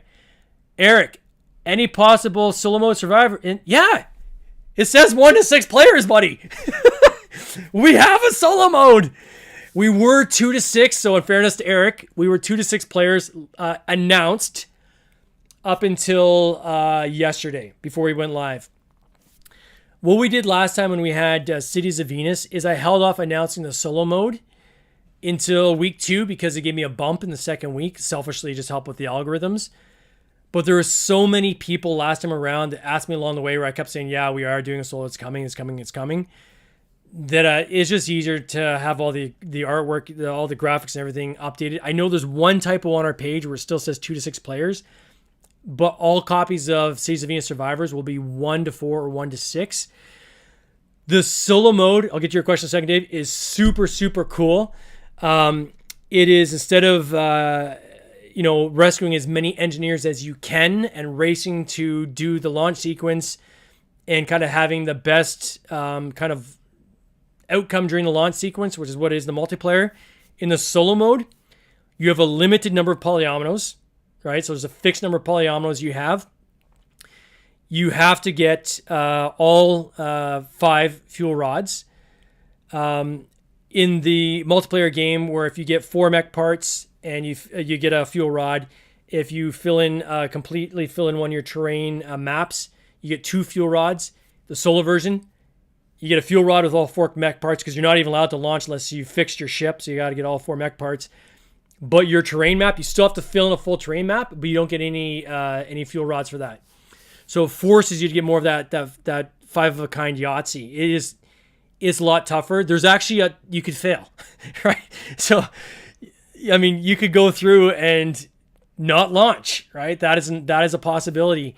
And if you do launch, then you get into your pilot ranking. It's okay. Am I a 4-star and 4-star pilot, and I've got all 6s, and I've rescued 6 engineers, like all 6 engineers? Great. You ranked to 4. It's tough to do, so maybe you get all 6s, but you only save 5 engineers, or maybe 4 engineers. You have to save at least 4, or you fail as well. So it's more there's a win-lose mechanic, and then a ranking, which is really cool. David asks, what was the hardest part of releasing a second game in a new IP? A second game in a new IP. Okay, so by the new IP, you're referring to Cities of Venus, I assume. So that's this new IP. The hardest part of the second game, that's an excellent question. Wow. What my gut goes to automatically on this is communicating that it is standalone. That is the hardest and probably the largest risk we had going into this. The largest conscious risk that we had was that we knew that it was a standalone game. We knew it was a completely different game that falls in this IP that we've created. And it is our IP. We've got a registered trademark on it now in the United States. But there was always the risk. Then we were talking to people where they say, well, I didn't get the first game. I don't know if I want this game. And the fear we had going in was that with any kind of second edition of anything, your count is going to go, it's always going to be a sliding slope, right? So what you did on version 1, you'll do X, and then an extension to version 1 is always going to be less than X, and you got to try to get new people in with the initial game plus the expansion. So that was our fear going into this one, is we'd see that same slide, is that people would be like, oh, well, I wasn't part of the first campaign, so I can't catch up. I'm not going to be part of that second game because I don't have the whole history. I'll be too far behind.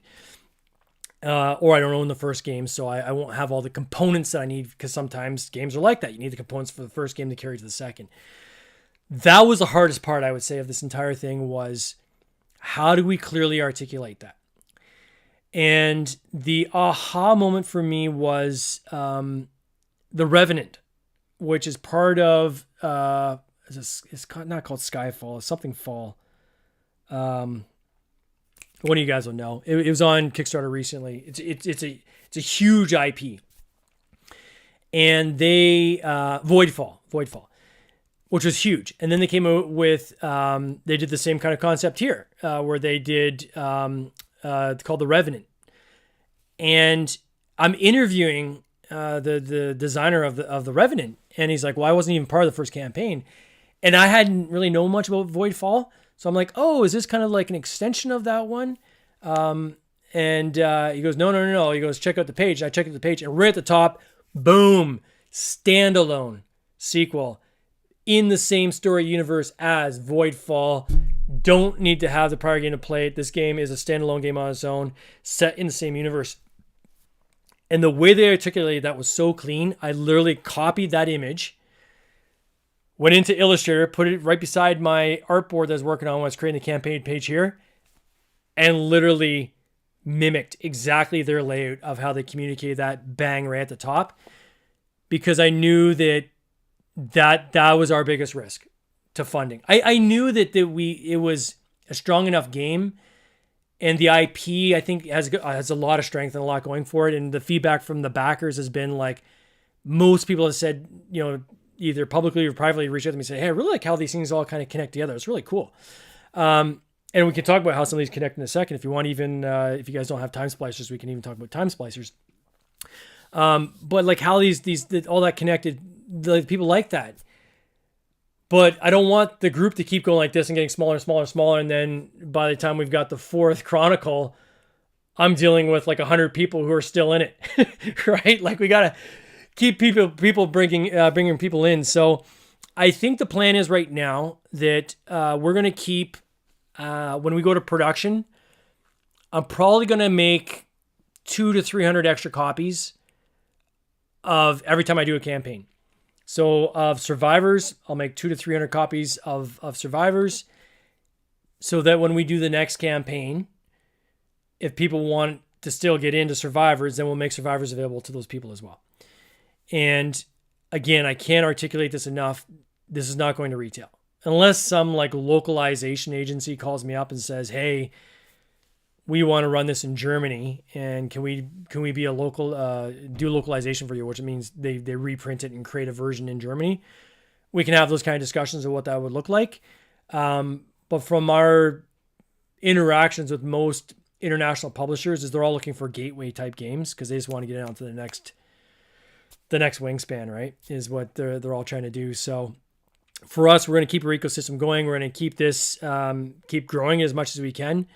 But we're going to keep control of the story. And one way to control the story is not just letting retailers out there selling it, because what they'll do is they're going to try to undercut the next guy. You know, they'll take the game and say, oh, well, you know, wholesale pricing is always half of what of the retail price is. I'm losing money if I went like a wholesale price on this, I'm in the red, so I can't even do that. But say I did do that, my fear would be that a store would say, oh, I don't need to make $20 on this game. I'm willing to make $5 on this game and undercut everyone else by $15. I don't want to get into, I don't want to even get into that at all. So Cities of Venus is kind of our sacred cow, so to speak. It will stay contained within Kickstarter, us direct, if someone reaches out direct. We've had people reach out to us offline saying, hey, I missed the campaign. You know, can I still get a copy? And then we'll say, okay, yeah, you can pay the campaign price, but we'll send a game straight to you. That's the only way they can get the games through us. So we're going to continue that on. I even had the opportunity in Breakout Con coming up here in Canada in March, where I could have exhibited and brought Cities of Venus with me. And I was like, again, some of our backers are just going to be getting it because of some delays in shipping. Like, again, we got this boat stuck in the port in Europe. There's congestion there. So now it's been delayed a few more days. And instead of it being the end of this week, it's going to be beginning of next week. I mean, some people are not getting this game now until mid-March, right? I wouldn't feel good about somebody walking up to a table, seeing me selling games when they know that they literally just got their copy a day before. Like, to me, that's not cool. So we weren't participating in Breakout.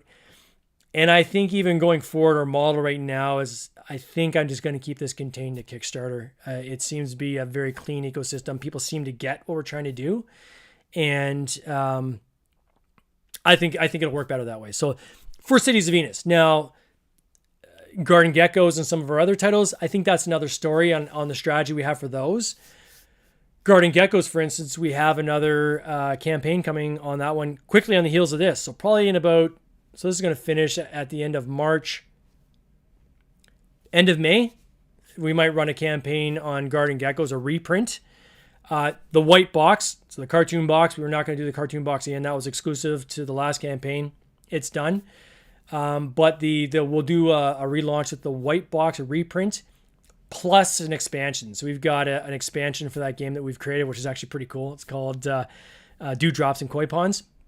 Anybody that backed that game, the expansion fits into a small packet, and we'll be able to ship that straight from China. So the plan right now is actually include shipping in the cost of that game. So it'll be free shipping basically to most people around the world. So if you have the game, that campaign, and if you want to participate in it, you can get just the expansion and it comes to you, and shipping, everything's included. So that's one of the benefits we have of moving our warehousing to China.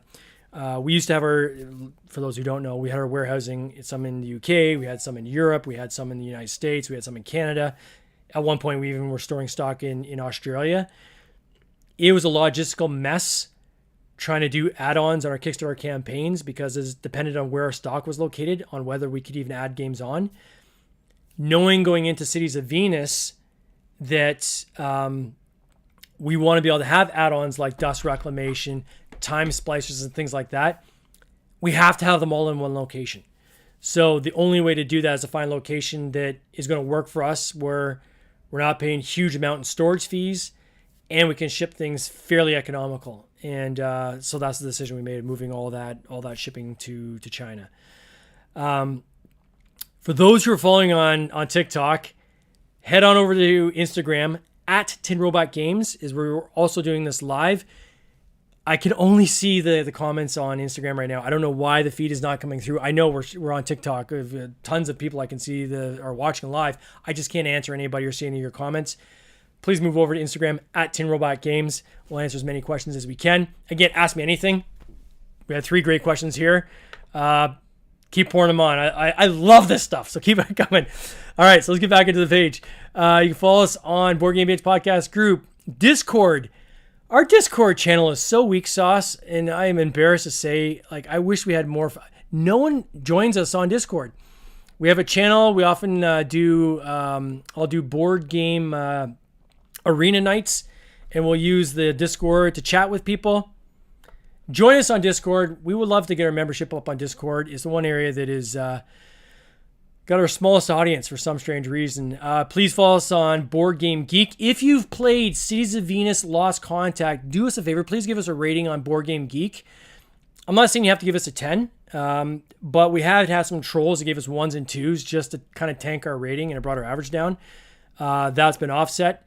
So please, I ask if you guys don't mind, I would love it if you join us on Board Game Geek with a review, a ranking, anything. Please spread the love. Really appreciate it. We're also on Facebook, as you know, Instagram, and also now Blue Sky. Those are our social channels. Getting now into the shipping matrix. We had some questions on the shipping matrix. These are all country codes, if that wasn't obvious, in the zone area. So if you look at like zone 1, it's Hong Kong, Croatia, China, Taiwan, Japan, Singapore, Thailand, New Zealand, Australia, Philippines. Most of you are probably looking at it saying, well, what the heck? Why is zone 1 the cheapest zone on the other side of the planet? How does that make sense? Well, because our warehouse is on the other side of the planet, and these are all very, very close to our warehouse, so it's cheap for us to get our games there. Ironically, this is exact opposite of what this would have looked like if we were still shipping from North America to those areas. Australia would probably be down around zone 6 or 7. So it allows us to get the games very, very economical. I believe zone 2 is where the USA is, and Canada. USA and Canada, Germany. Most of the other major places that back board games are in zone 2. Great Britain, they're in zone 3 just because it gets really crazy taxes. So it gets more costly for us to get games there, but not too much more. Great Britain. And again, we've got, if there's a country that is not listed here, reach out to us. We've added 3 today. I'll get a quote on the shipping and then we'll add it in. We always try to hit break even on shipping. I'd rather not lose money. So zone 7, I mean, you look at, I can't remember what NO is. PE is, I don't even know what PE is. Mexico is a good example. Mexico, zone 6, it's expensive to get games to Mexico. I don't know if Eric, if you're still part of the thing, dude. I lost so much money sending those games to you. It's fine because again, you're a very good backer and you're into this lore. I appreciate it, so it was well worth the investment. But it's very expensive sending things into South America and to Mexico, so that's why the rates are higher. Again, we're pretty good at trying to make things work, and we'll find ways to work wherever we can. But that's kind of our shipping matrix. And then finally, what comes next? Man, if you look at what comes next in terms of Phil Henderson, did somebody just join us on? I thought I saw David join, but maybe he didn't. If you join us, David, you can type comments in the Cities of Venus channel on our Discord channel. If you can't find us, let me know. Oh, PE's Peru. Yeah, Peru's very expensive. Okay, so the story continues. So our plan for this is 100 years after this story. We get into these city-states have kind of evolved into different kind of political organizations. We have one that's basically heavily driven by military. We have another one that is an oligarchy. Another one is a monarchy. We have one that's like a dictatorship. All these different types of one's like a union based, right? So it's led by the people. So we have all these different factions that have formed of these different cities. And in this game, it's a skirmish where you're fighting over the remaining V-Knight that is still on the surface. Your cities are moving on a grid. The International Innovation Station is still circling around the outside of the planet. But now, instead of building technology to help build cities, they've become their own. This has been an episode of the Board Game Binge podcast, hosted by James Staley, produced by James Staley and Mike Bruner. Whoopsies, I'm back. So essentially you have all these factions fighting over the V-Knight. The International Innovation Station, which used to be peaceful, is now its own faction, and it's actually now selling weapons and tech to the highest bidder. And it is a... I see David asked in the Discord link. What I'm going to do, David, is if you click, I think, on the link on the actual Kickstarter page, that takes you to our Discord channel. Otherwise, you have to search for Tin Robot Games. Or when I'm done this live, I'll just send you an invite. I can do that too through Messenger. All right, so let's talk about Chronicle 3. So International Innovation Station circling around is selling tech to the highest bidder. It enters into a retrograde orbit where it starts to actually slowly be coming towards the surface. It's going to crash the Innovation Station, and that's what triggers the end of the game. So the Innovation Station is starting to circle around the planet, and eventually get to the point where it crashes, and that signals the end of the game. But in the meantime, you're buying weapons and shields and ways to attack enemies off the International Innovation Station, and you're building it on your player board. So it's a player board very similar to the one we had in Lost Contact, but instead of building up departments, you're literally building up weapons and tech and different ways to attack people. And it's a skirmish game. You're attacking other players. You're trying to destroy their V-Knight or steal it or mine your own. It is super cool. And Kevin Levy is the designer of this. It was originally called, I think it was called Skyfall. Maybe it was Skyfall. Voidfall. So I can't remember what Kevin's, I apologize, Kevin, if you're watching. But he had this story, which is about mining water on Mars. And I met him at Origins a couple years ago, and he had pitched to me twice. And when I finally saw it in person, I finally got it when he went to the round board. I'm like, this fits, we can reskin this. This is going to fit our story. I have some ideas on how we can make this fit our story. And it fits perfectly into our story. One of the cool things about Kevin is he's one of the most collaborative designers I've ever worked with. This guy is amazing. Anybody that saw the card holders posted on some of our channels, and we sent it on an update, I think that went out yesterday. Or maybe it's today, I can't remember if it's all blur now. He designed those card holders like in one night. I said to him, hey, I sleeved all the cards. They fit in the box. We know the sleeves and everything work. I personally don't like how sleeve cards slide off each other and fall. They create a mess. And these are a lot of cards in the stack, so it doesn't work very well. I said, I need to design a tray. And I wanted to kind of bounce some ideas off of him. And he's like, oh, wait a second. And like literally the next morning, he sent me some print files. Here you go. I designed it. And it looks awesome. And it works fantastic. And it's modular. It comes apart and lies flat in the box. So you can actually pack it in your boxes. You take your box of game night and then click it together, and then you put your sleeve cards in there. This guy is the best. He also designed these, the cities, the pieces on the board. I'm going to show you this on screen again here. These actually light up. So the cities, the top dome on each of the cities are different colors, and they're illuminated, which is super cool. And so there's lights on the inside. You twist them, and the light comes on. You twist them and turn it off. Now we're still debating how, when we do this campaign, we're going to do the lights, because it is not fun trying to ship electronics, anything with batteries. That's when you get into customs issues and things like that. What we're likely probably going to do is we'll have the classic kind of token rubber wraps that go around the bottom of the tokens. Hey, Sixtillo, good to see you. And which will be colored, so you know your different player colors. And then we'll give people a link to the Amazon to get they're cheap. I think we got a pack for like $5.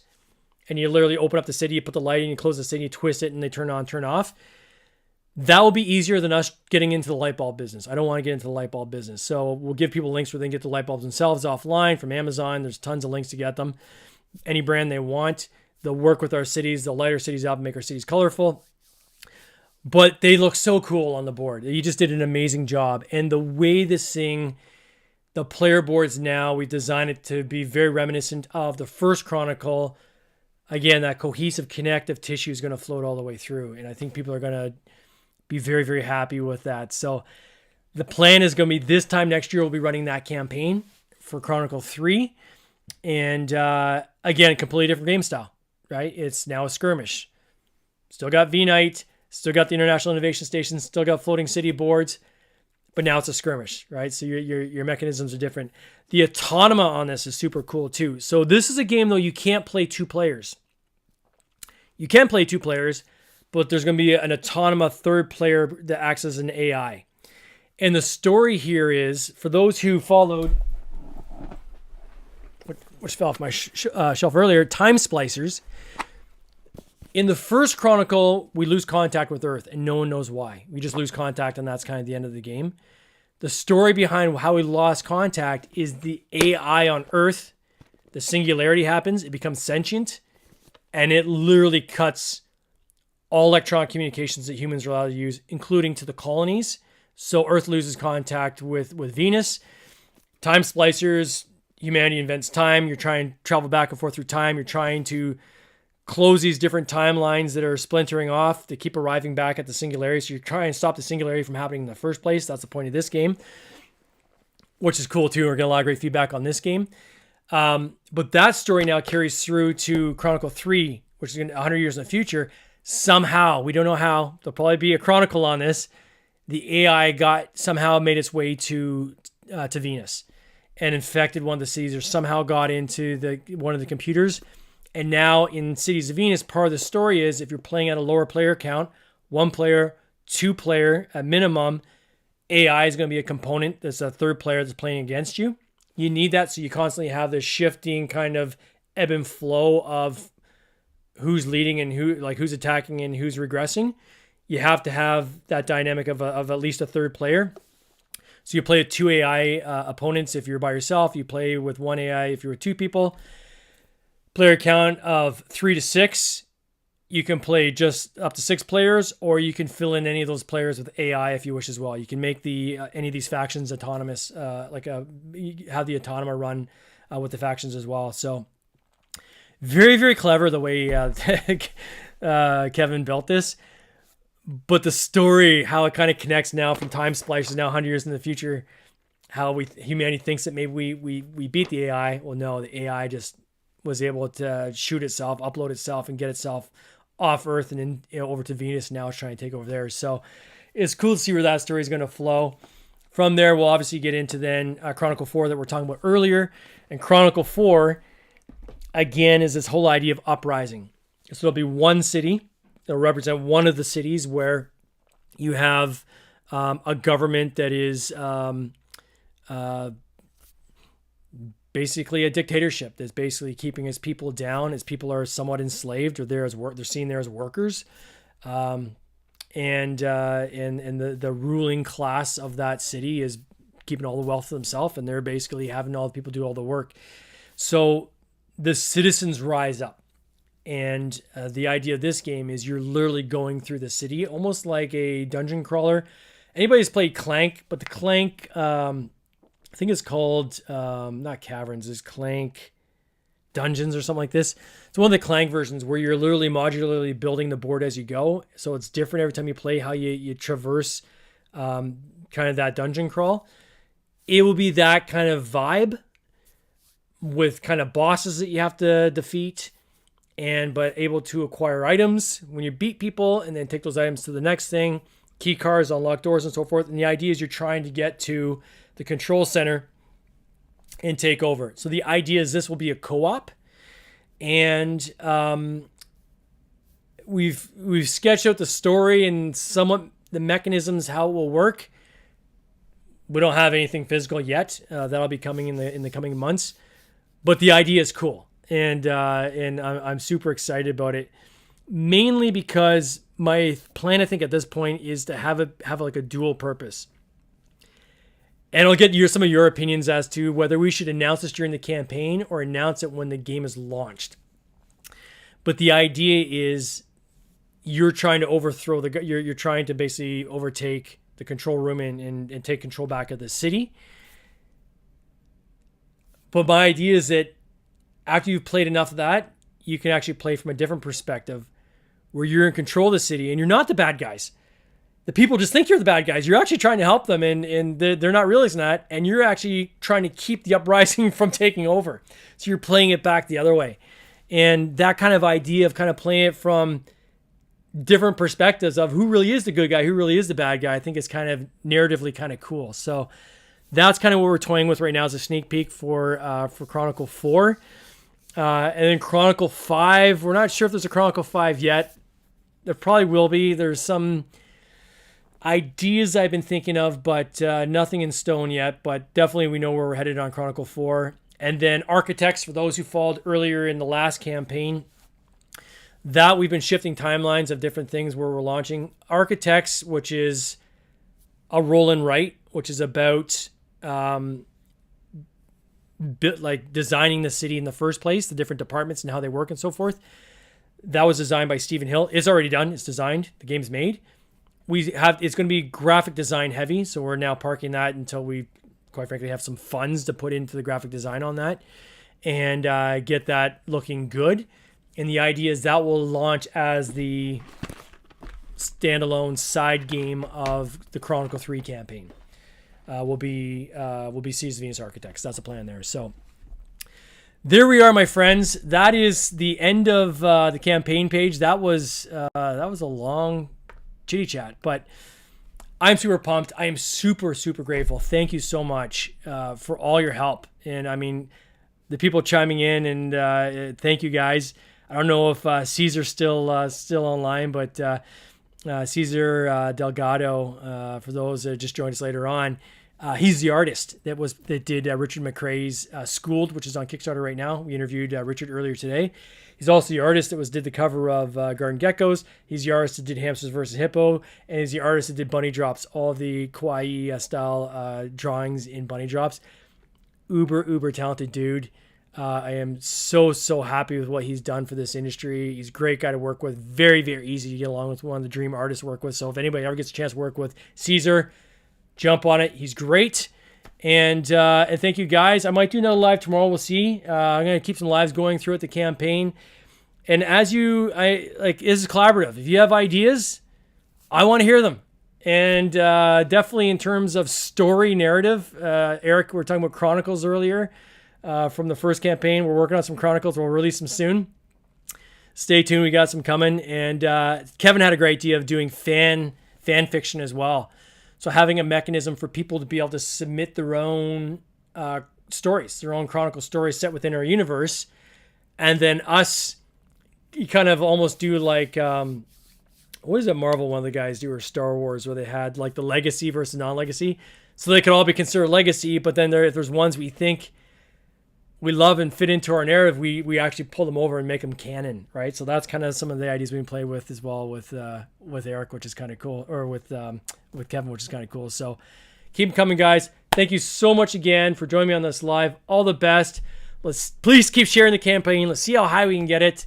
I want to wish you all the best, and definitely, David, I'll shoot you over a link to our Discord channel, my friend. We'll talk soon, guys. Cheers. This has been an episode of the Board Game Binge podcast, hosted by James Staley, produced by James Staley and Mike Bruner, with original music by Nick Smith. If you would like to watch these interviews live, simply subscribe to our YouTube channel, Board Game Binge, and you'll get access to live